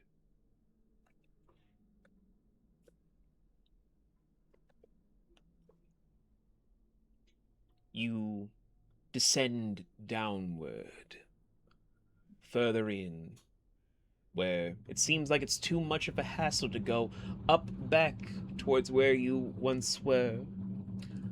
But it still is yielding something unique about the purple and black flames for the descension going downward.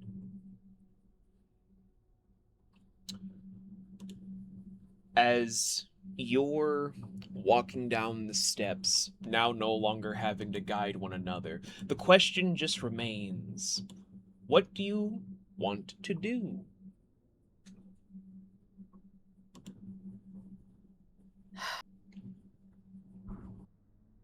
Okay, Fox, what do you think? Hmm.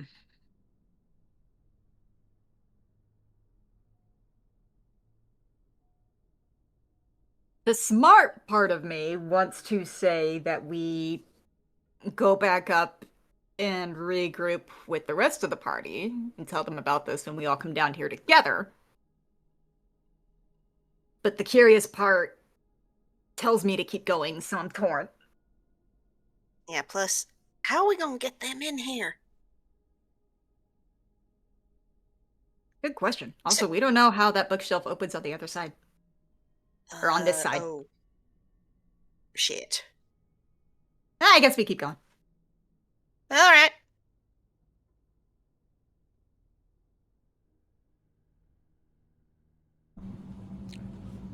You guys descend further along to go down, and you all start to slowly hear just a lot of skittering echoing through. The skitters get more and more distinct as if you guys were to halt where you're standing, you could see that there is the bottom, but there is something interesting that you're able to just precariously see from the corner of where the descension point is. There is a person that is very malnourished, just holding up people by their throats and injecting something into them to make their skin become alabaster white, hollowing out their fleshy heads to then have their skulls emerge, just shredding through what remains to form an elk's head, and have them just run out and skittering forth wildly.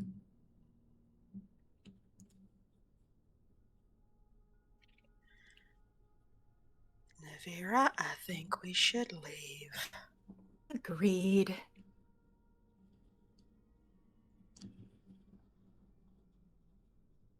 Okay, above board, very, very quietly and carefully, Speed is going to be behind Naevira, so she's the first up. And so go, I'll follow you, go. Just showing you guys my. that as you guys are trying to head up as stealthily as possible, all of a sudden you hear, Where do you think you're going? Do not respond. Your breathing gives you away in front of the flames.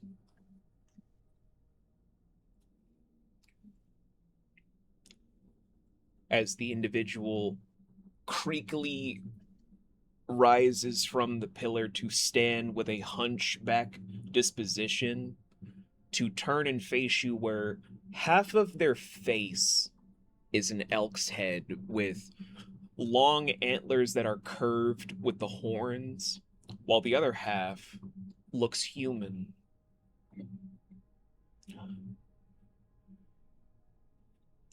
Have we ever seen this human half before?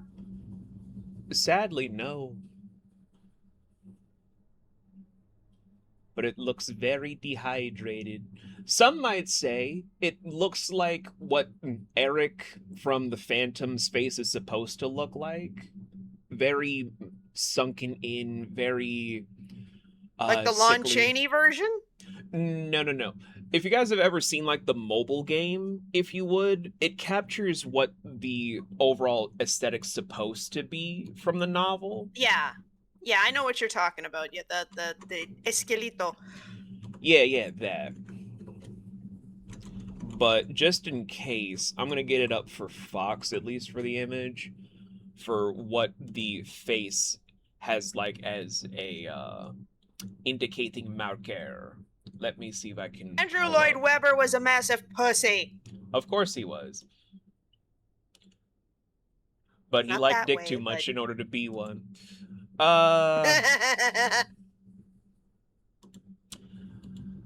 Here we go, El Escalito.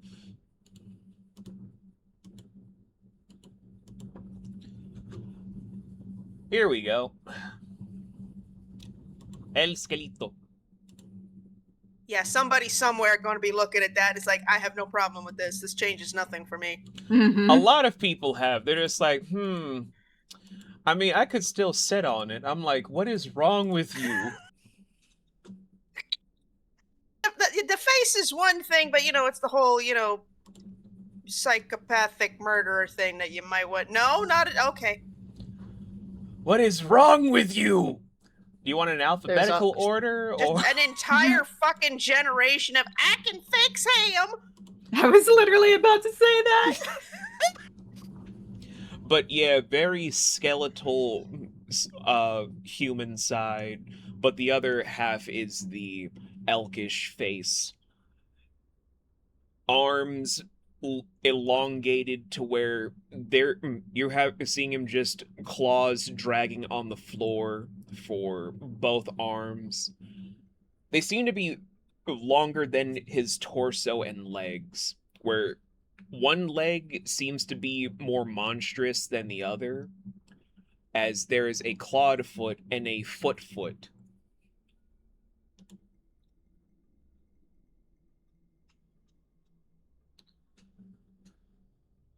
I have to say, you are one of the more unique individuals I have ever met. I don't need to hear this from you. What are you doing here? At the moment, leaving.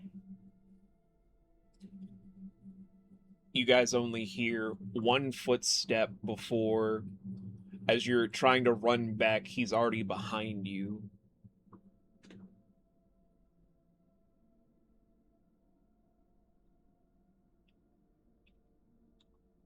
I remember seeing one of you kill one of my captives.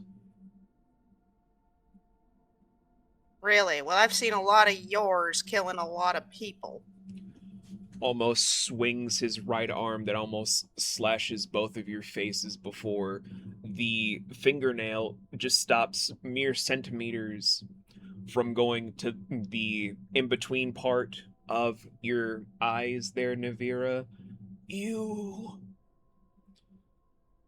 Me? I remember seeing those eyes as you used a mace to kill one of my captives.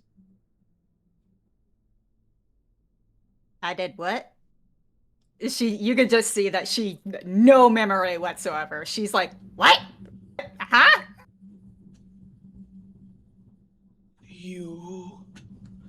You and all of those people from the archaeological sites underneath the artifice. What are you plotting? What are you planning?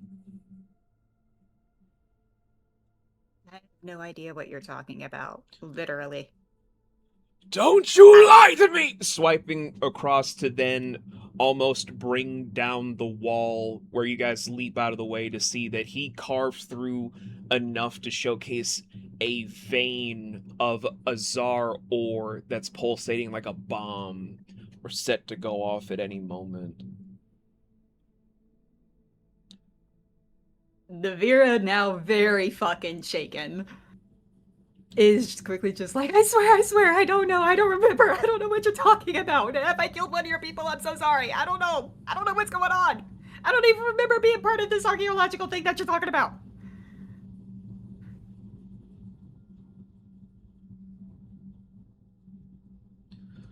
You don't even remember your leader's name. My who? I cannot believe such an ostentatious lie. Tell me where he is! Where is Soren?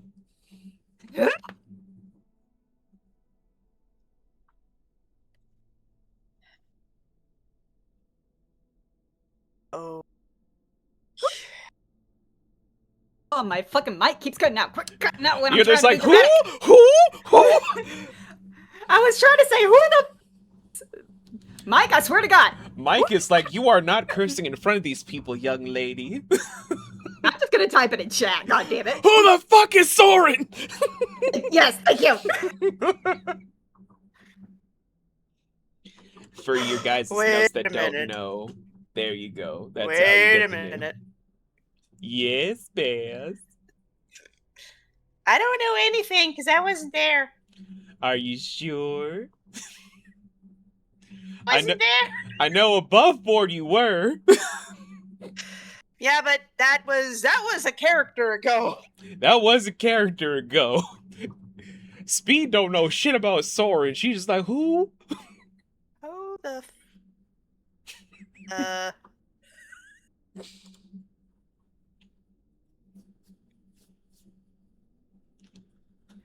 Clear she don't know who you're talking about, sir.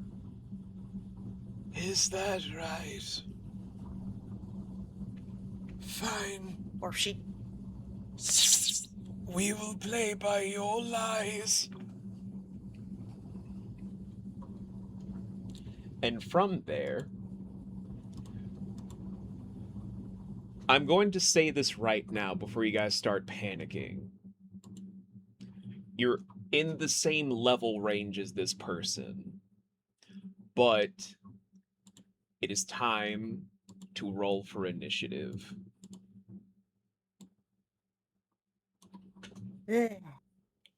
Time to dig my own grave. Can we agree that... Run? I kind of do want to run, yeah, because apparently Yeah. he remembers me, but I don't remember him. Yeah, they Okay, initiative. Don't forget to add your finesse modifiers, guys. Oh, thank Christ you reminded me. Oh, same. Oh, titty one! Titty one. Titty one! Titty one. That is... Oh, I gotta do math, hold on. Pity 4! The titties are strong with this one! The titties on these It's a lot better than the rolls I had yesterday. I kept getting nat 1s in my session yesterday. Oh, you're not even kidding. The dice gods had it out for me. Oh, God. They're being nice to us Recently. now. All right, so I don't know if Foundry has it Naevira, out for me. you are up with speed on deck. Okay. Well, the room is a bit too narrow just for me to be like giant version of Fireball, and I don't feel like getting us all killed. I mean, if you did, you'd just trigger the Azar ore that's a volatile explosive to your immediate right. Yep. And I don't think you guys want to spend an entire month making new characters. Really? That doesn't mean we still couldn't potentially use it.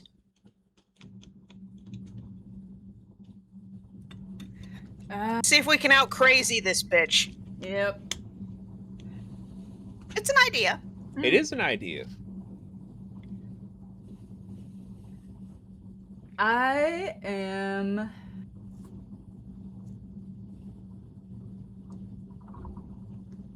going to cast Oceanus on my rapier. And that's going to imbue it with Aqua for an additional 2d4 Cool. for 1 minute. And I have a second action, right? I'm trying to remember. I mean, if you're just using spell casting, you still have, I believe, extra attack at level 5. I do. Yeah, you can just do an attack if you want. All right, yeah. And I'm just, Naevira out of panic is just gonna be like, I may not remember you, but goddammit, you brought this on yourself! And she's gonna swing her rapier at him. Remind me to reward you guys with brand new weapons when this entire adventure is over.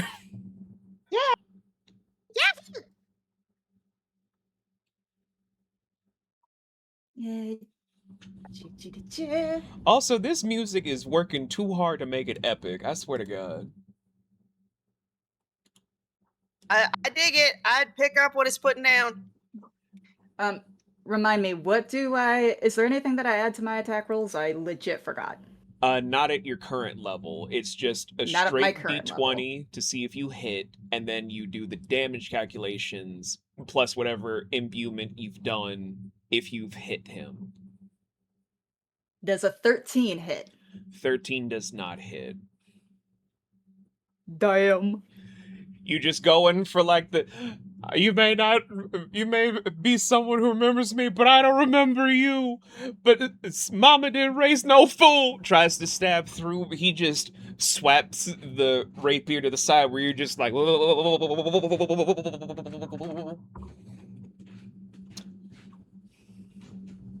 Yep, I tried. Your turn. I say so like the Speedwell. I mean, you still have your Oh wait, I still got my follow-up movement. action. You have movement, you have follow-up actions to do 2 more attacks. You can do a lot of things. Okay, I'm gonna try and swing again. I just like how Naevira is just like, oh, I only did 1 attack, so I give up immediately. I'm trying to be epic. I humiliated myself. I'm done. Fuck, does a 14 hit? 14 does not hit. It's close, but it does not hit. Really? I said I close. got one more attack. Second attack, right? Or one more second follow-up action thing. One of the things. You still have a second extra strike, yes. Okay. 15. Does 15 hit? 15 is his armor grade.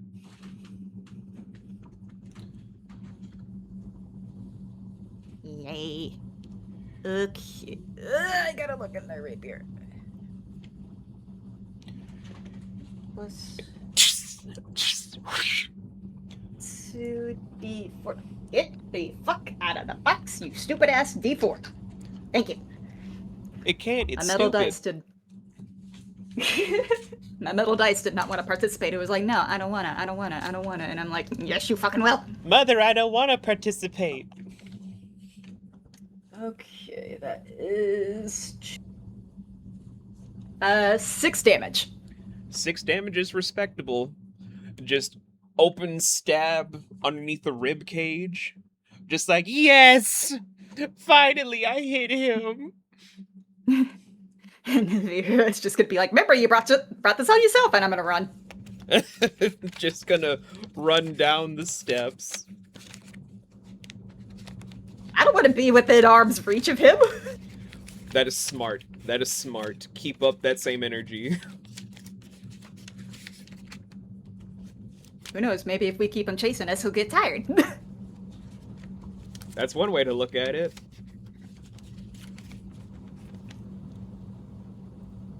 Oh And yeah, that's a thing for later. That's my turn. Not for your guys' table. I have another thing I'm doing. But it's now Speed's go with Wyndell Prime on deck. Okay. How far away am I from that open patch of ore? 5 feet. Okay. Follow-up action. Activate Reaver's Eye. Move action. Slide up to that. Okay, so first, follow-up action. Then move. Slide up until I'm alongside the ore. Next action, very loudly cock my gun and point the barrel directly at the ore, so it's right beside it. And then say, hey, Wyndell. Slowly cocks its head to you. Got your attention, I see. Now, how about we all just calm down and have ourselves a little conversation?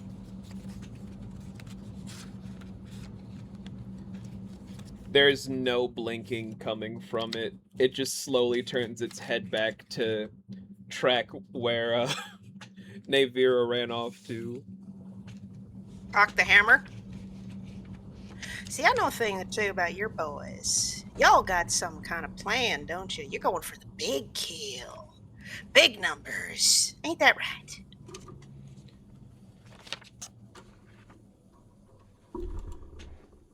Be damn shame if somebody blew y'all up before you had a chance to go for that high score.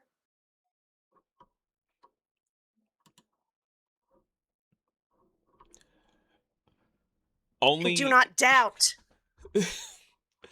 doubt for 1 second that I would think twice about blowing this whole thing up if it meant taking all of you out. So what'll it be? We walk away to fight another day, or we'll find out together what's on the other side. Your choice. 5, Oh, he's gonna use 4, a mythic action to immediately strike at Speed.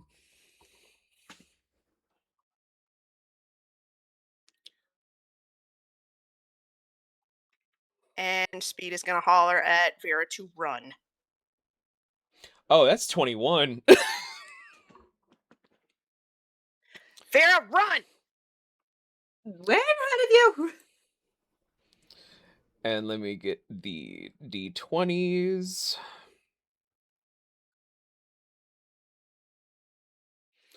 Oh, that's 22 impalement damage. Just straight I'll take it. through.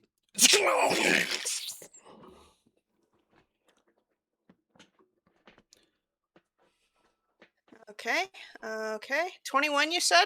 22. My mistake. 22. I'm not going If to this use the were- funny term because this is not a funny situation. So if this was 4th edition D&D, Speed is bloodied. You are in severe bloodied condition because he used the antlers from his elk side of his face to do this. Okay, is Naevira running? Fox, are you running? I was running for a good bit, and then I heard what sounded like Speedwell getting hurt, and Naevira kind of skidded to a stop and looks behind her to see what was going on. I don't want to scream into my mic because it's not going to have the effect, but you would hear Speed. You run!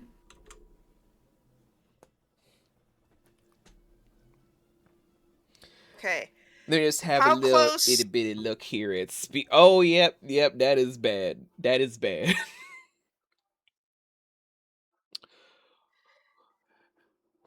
But you were saying there, Baz. Close am I still to the open vein? Oh, your spine hit right where the vein is. It's pulsating. Turns the pistol around in her hand so she's aiming backwards with the barrel pressed up against the vein. Orange you stupid bastard. Click.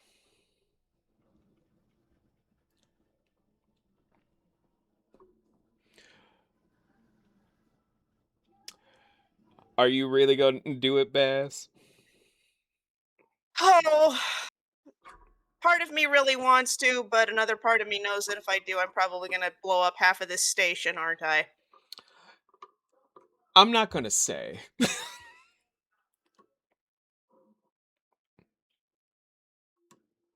Would kind of defeat the purpose. You don't want to hurt innocent people, and while there are probably innocent people here, it's also full of the 1%. Oh God, this is the Death Star argument all over again. Oh, I was going to go with the trolley argument. 6 of one, half dozen of the other. But, Okay, let me ask one more question. ask as many as you want. How close is Wyndell Prime, his face, to Speed right now? You are literally within, you could shoot him in the eye socket range. Okay, then let's try this instead. Same thing as I described before, only that click was Speed saying click. And then she'll say, just kidding. Turn the gun back around and shoot him point blank in the face. I appreciate that a lot more. Roll for an attack. I don't want to set you guys up for failure. That's why I'm like, don't do stuff. I know. You said the magic number was 15? Yeah. That's a 16. 16 will hit. Okay, boom, boom, boom, boom. And you're using Reaver's Eye, which makes it even worse. Which advantage, I believe is what it's called. Just to clarify, yes. When this is in use, you're given immediate advantage on your first attack roll against any creature 60 feet of your primary weapon, as well as advantage in all finesse saves for the first 2 rounds of combat.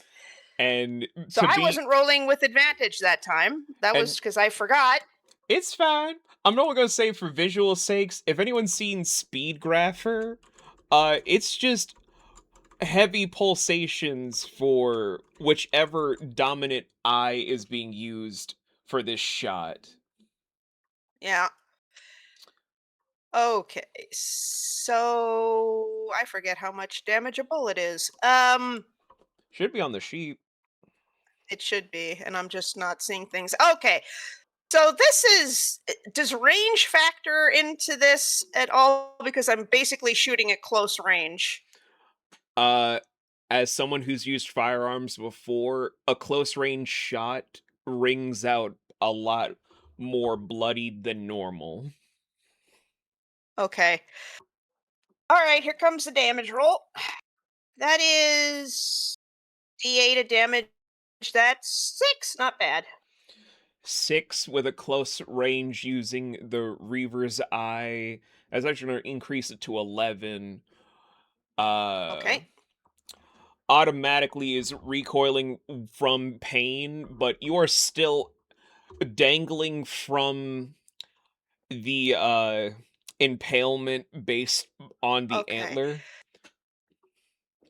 Is there any kind of a move action I can make to try to have, oh god, the mental image, have Speed try to push themselves off of the antlers? That'd be a muscle Like, skill how thick contest. how thick are the antlers? Like, is this something like could I like shoot it and break it? They're too dense for that. Okay, fair enough. Okay, muscle check, you said? Muscle skill contest, where the magic number to beat in this is 17. Oh, good lord. You got this. Either meet I don't 17 got or this. beat it. That is a 13 after tax, so no. Oh no. That was my move action. You still have at least one mulligan. Action. You still have one mulligan, remember? Oh, we do. Fox, may I use our mulligan? Yeah, no, go for it. You each have one mulligan. Oh, I thought they were shared mulligans. I'm sorry. Oh, no, baby. No. Okay. I will, please, Mr. Scribe, I would like to use my Benny to get out of fuckery. I don't care. Just be like mulligan and do the reroll. Okay, let's do this again. Again, I'm not here to make shit harder. Oh, thank God. Oh, thank God. That was a 14 plus 3. 17 on the dot. Yes, that's it. I will say math is hard. Increase your muscle by 1 because you met it to beat of just ripping yourself out, just having to tumble backwards where it was so painful that you're going to be in a bloodied state, moderately bloodied, where you need an ally within close range on their next turn to use a medicine. Otherwise, you'll be bleeding, and at the start of the next round, lose 1d6 of your essence pool. Okay. Real quick question before we go on. Do the Wendels count as phantasms? Sadly, no. Okay, good. They are otherworldly beings. Okay, the question was to determine whether or not they would ping for the Ears of Rapscuttle ability. Oh, no. No? Okay. They just come from another dimension altogether. Great. Okay, time to peace the fuck out. Running while bloodied. furious hopping. Just ow, hop, ow, hop, ow, hop, ow, hop, ow, hop. Don't worry, I got some healing spells. I got you. It's like the Energizer Bunny with hiccups. Let's go.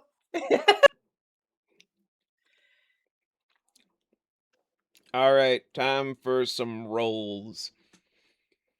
Where they're going to first try to regenerate their eye, because you almost shot the eye completely off.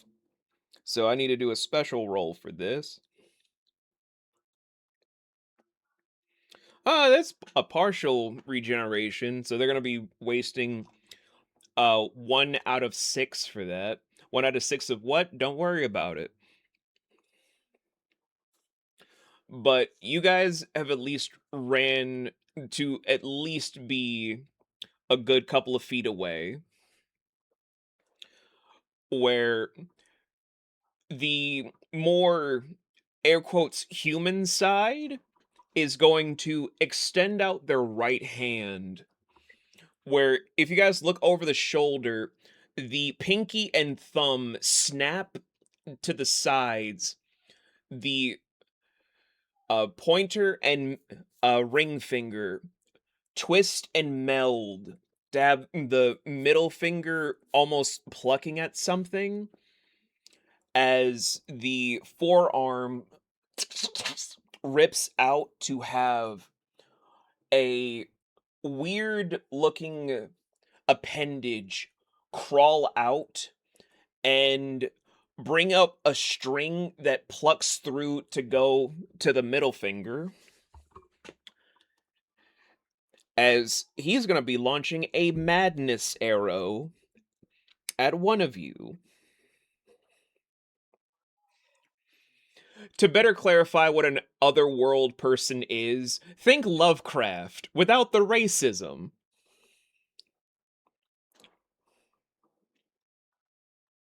I just boggled a lot of literary people's minds of like, you could do that?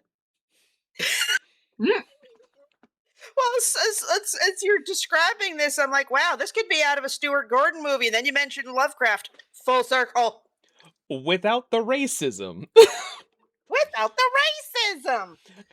English literary people are just like, you can do that? Just takes a little bit of effort, boys. A little bit of effort. That's all it takes. Luckily, this is going to miss, but they have 2 more shots to make, which I will just roll in advance for. I know a 13 won't hit, but an 18 will hit one of you. You are correct. Fox, would it hit you as well or no? It would hit me. Okay, let me just decide who this arrow is gonna hit. Almost fell. That hit one of my pencils. Oh, that's Naevira. It landed on an odd. I am so sorry. I have to jump up and get something at the door real quick. I'll be right back. Okay. But Fox, I am not doing this because I don't like you. I hope you know this. Nah, you good. All right, and that's 21 points of damage. What kind of damage? Energy. What kind of energy? Don't worry about it. It's not gonna be that bad, but 21 points of damage hitting you dead near the spine. Youchies. How are we looking at health-wise? I went from 46 to 25. Oh, geez.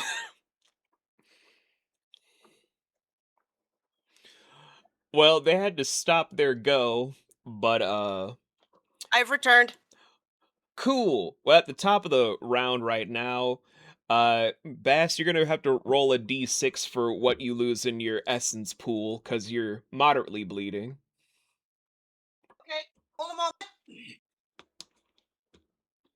Oh, D6, D6, D6.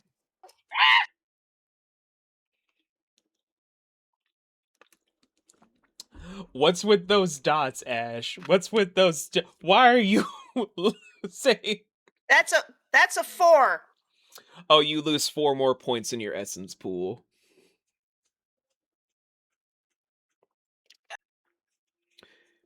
It could have been worse.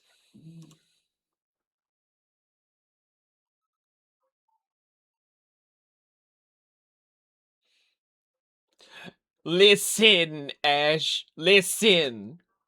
It really is nothing to worry about. Goddamn. But Vera, it is your go at the top of the round with speed on deck. Right. Now, the area that we're running through, how high up is like the roof? The roof from where you guys are standing, it is 18 feet tall with a diameter of being 27 feet wide. Okay, cool.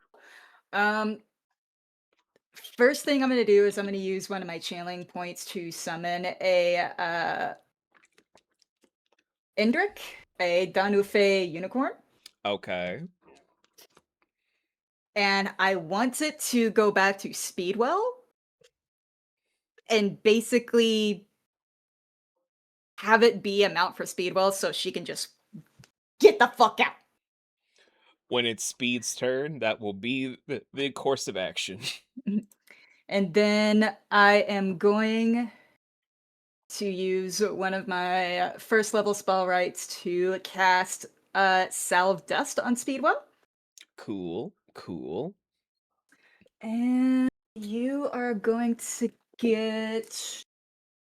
Ooh. What's my wit modifier? You are going to get 6 essence pool points back. Oh, the 6 you've lost, Bass. And then for my last action, well, follow-up action. And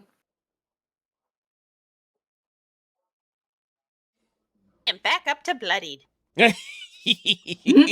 It's like, wow, I'm bleeding from my mouth.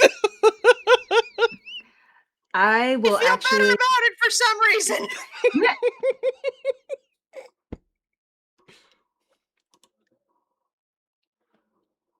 I will actually cast Salve Dust again on Speedwell.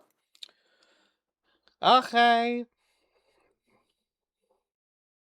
I'm not letting her die. And that is going to be 7 essence points back.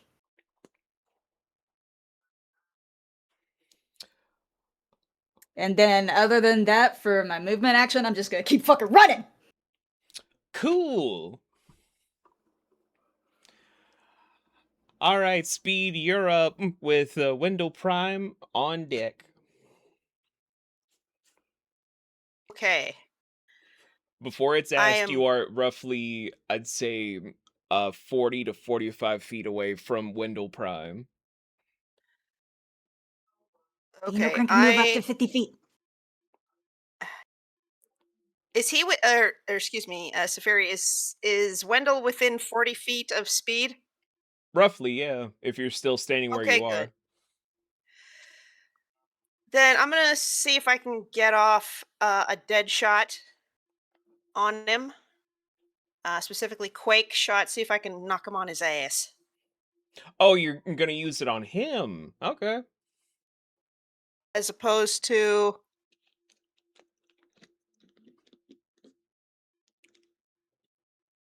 I was under the impression that he was the only target. It can be, or...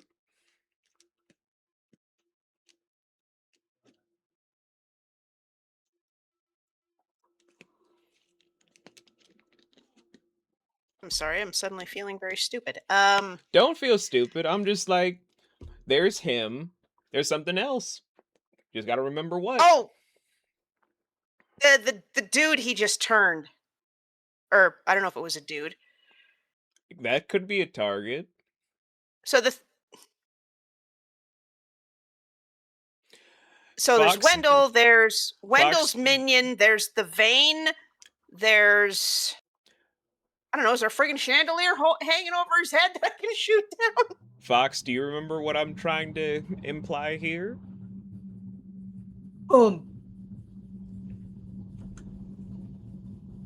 Pretty sure anyway.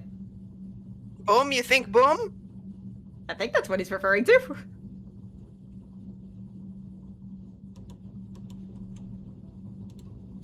So, Quake shot the vein? Wait, we just... I mean, not blowing up the mansion and everything on it.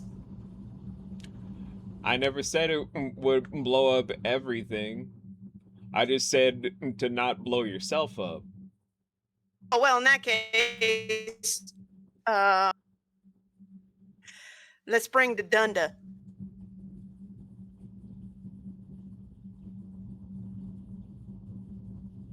I will ask this once, and I will roll whatever is required to roll. What does Speed know about the volatility of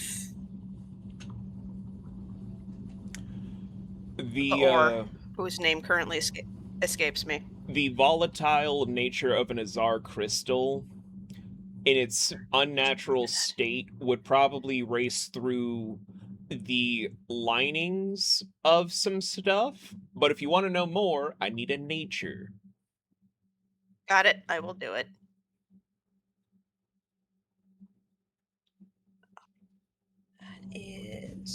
That is 15 after tax. 15? That's honestly moderate enough. It's not enough to level an entire station, but it's enough to destroy a couple of buildings if it's only funneled upward. But if there's a giant tunnel system, it's enough for you to figure out the math of like, okay, if I do this, maybe it won't destroy the building up top, but who's to say it won't take out certain things in the process? Good idea. Well, remember what I was saying before about sinning bravely? Let's do it. Fuck But I yeah. don't know if setting this off is going to require a dead shot or if a good old fashioned regular bullet. But you know what? I'm feeling spicy. Let's do this right. Pull out the blunderbussy. Okay. And fire at Azar. Firing at the rich vein of ore. Cool. Yeah. You're gonna still Give use a Wyndell dead another shot, look or first, like, pardon? you're gonna still use a dead shot, or Hell, why not? Blunderbussy, Quake shot. Here we go.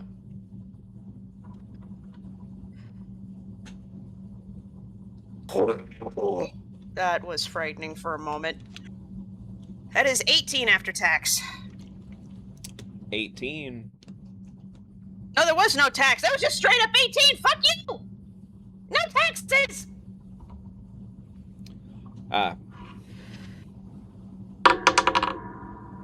Land on a piece of paper.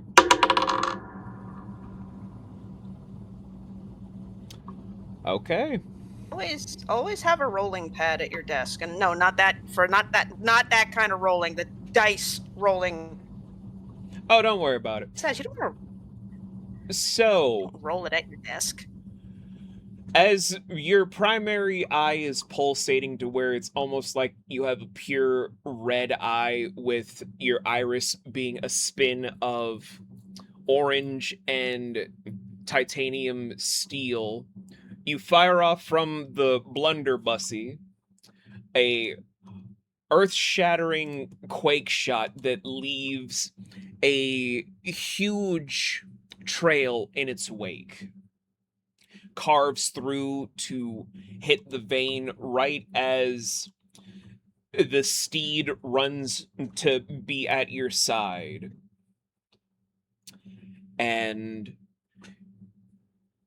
I'm only going to state this where I've never said this for any table, but I'm only going to do it this once because of what it's going to lead into from the fortune misfortune roll I just did. Bass, you're going to be the one and only person I say this to. Paint the calamity. All right. Now, you did an amazing job of describing the lining up for the shot. Aim, the whole Reaver's eye coming into focus, locking in on target, and just before the firing happens, Speed makes sure to glance over at Wyndell Prime with that one normal eye, give him a little grin, and said, "I warned you, motherfucker. Click." And then she pulls the trigger.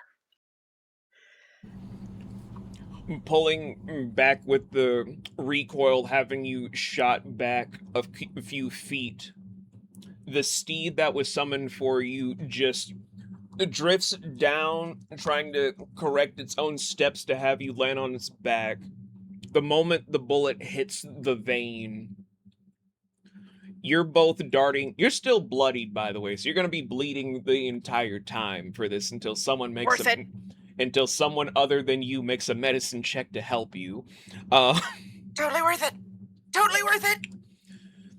The same beast will run right up to you, Vera, as you're just like, "Oh, Speed, you're okay." The moment you're about to finish the sentence is when the detonation hits, and you guys are in a race against time as a giant explosion of dark blue and periwinkle purple flames are going to race through, where I'm going to need a performance from Fox here to make sure you guys don't get caught in the afterburst of this entire flame right now. Well, if I roll horribly, we're all gonna learn how to fly real quick.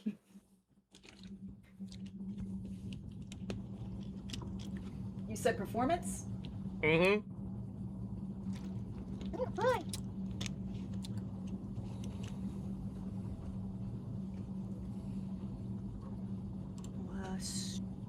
Where's my performance? There you are. That is a 52. 52. 82. I know what they said. But with a titty 2, get 2 premium titties for the price of 1. You guys are able to raise your performance by 1. Escape the afterburst on the skin of both of your teeth, but your beast does have to buck you guys off near the finish line to be absorbed in the afterburst. It's very aggro from Shadow of the Colossus, the way it's handled, of just bucking you guys off forward, as it will vanish and be able to be summoned again another day. It's just, it can't be resummoned today after what just happened. You guys will just be tumbling, boom, boom, boom, boom, just narrowly avoiding the afterburst that almost singes the hair off of your guys' heads.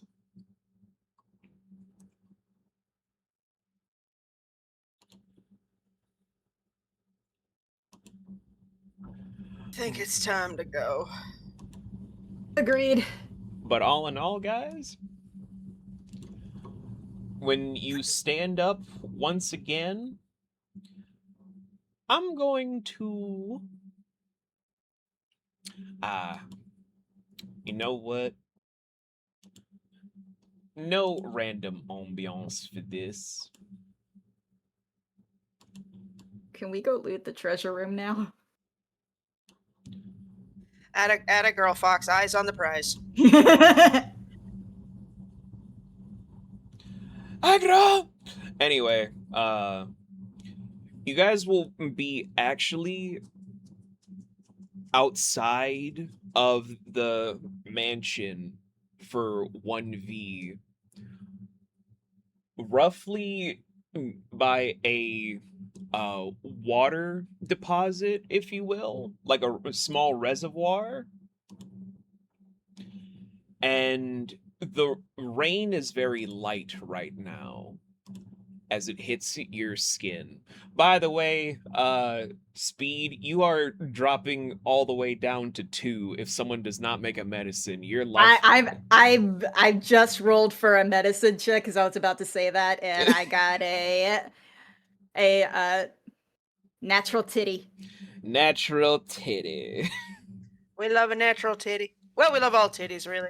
All that's true. titties are wonderful. But you're able to raise it by 2 for your medicine. You're able to save Speed right as the color is leaving her fur. Thank gods. Appreciate it, darling. You're welcome, I say, as I just use spell right after spell right of my where's my spell list of self tier, just doing little bits of healing at a time. But being near this reservoir, before you guys continue role playing, you guys see an interesting sight nearby where you hear just the clatters of numerous what seems to be helmets dropping from different rooftops to hit the grounds, and hearing the splash from the reserves. People are returning on the rooftops, men, women, and children that no longer have elk heads.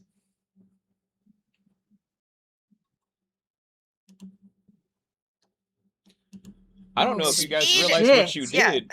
Speed just looks around for a minute, and at first, she's dead quiet, looks absolutely gobsmacked, and then, oh my god.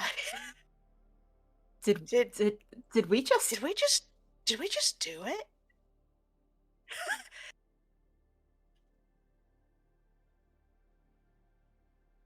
Fuck you, Wyndell!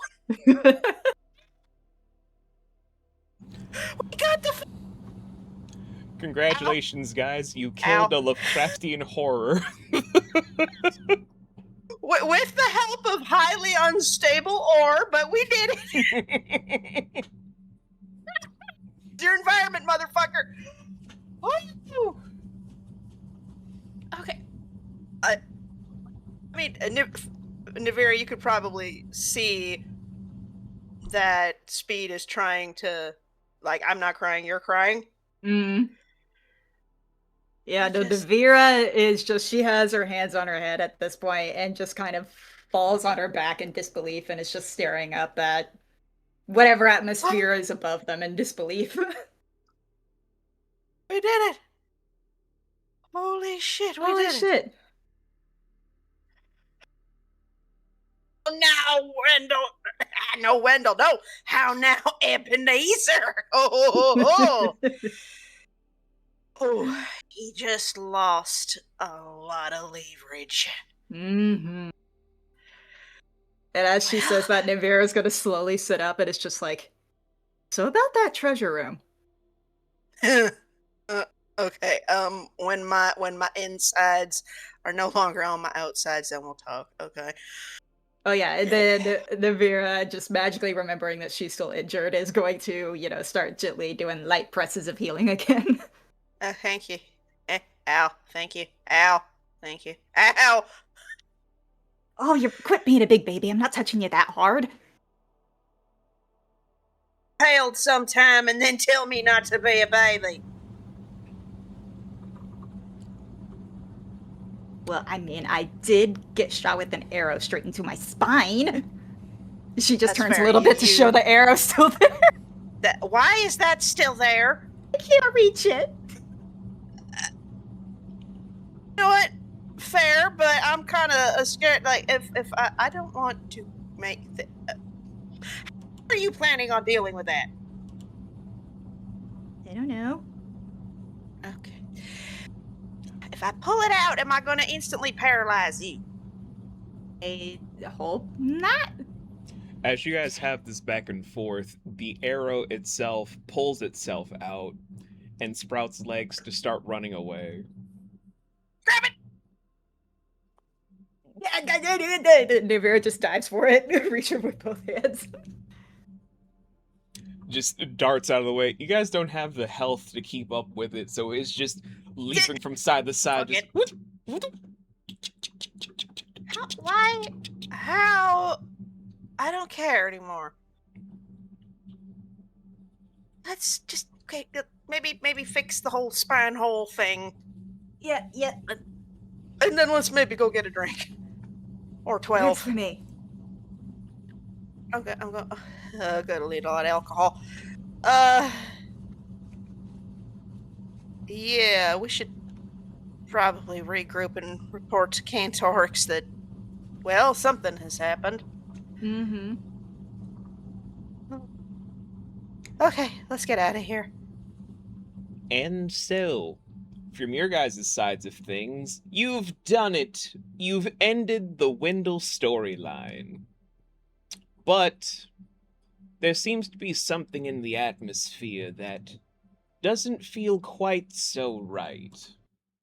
What is it? What's throwing you? What is the problem, so to speak? Well, we will address that in part 3, but for right now, we're going to be ending the session of part 1 here because come back next month where I won't be the one running that session, but for the other side of the party, we will have the other 2 scribes talk about what they were doing while good old Naevira and Speedwell were fighting for their lives and almost fulfilled the dream of stabbing a fat pervert. One day. One day. One day. One day. But I hope you guys are excited to have a full-blown canonical session for all of you guys from the other scribes that have been trying to learn from me about how to do stuff in this wacky world we've created for all of you out there. And you better fucking appreciate it, okay? They worked so goddamn hard on it.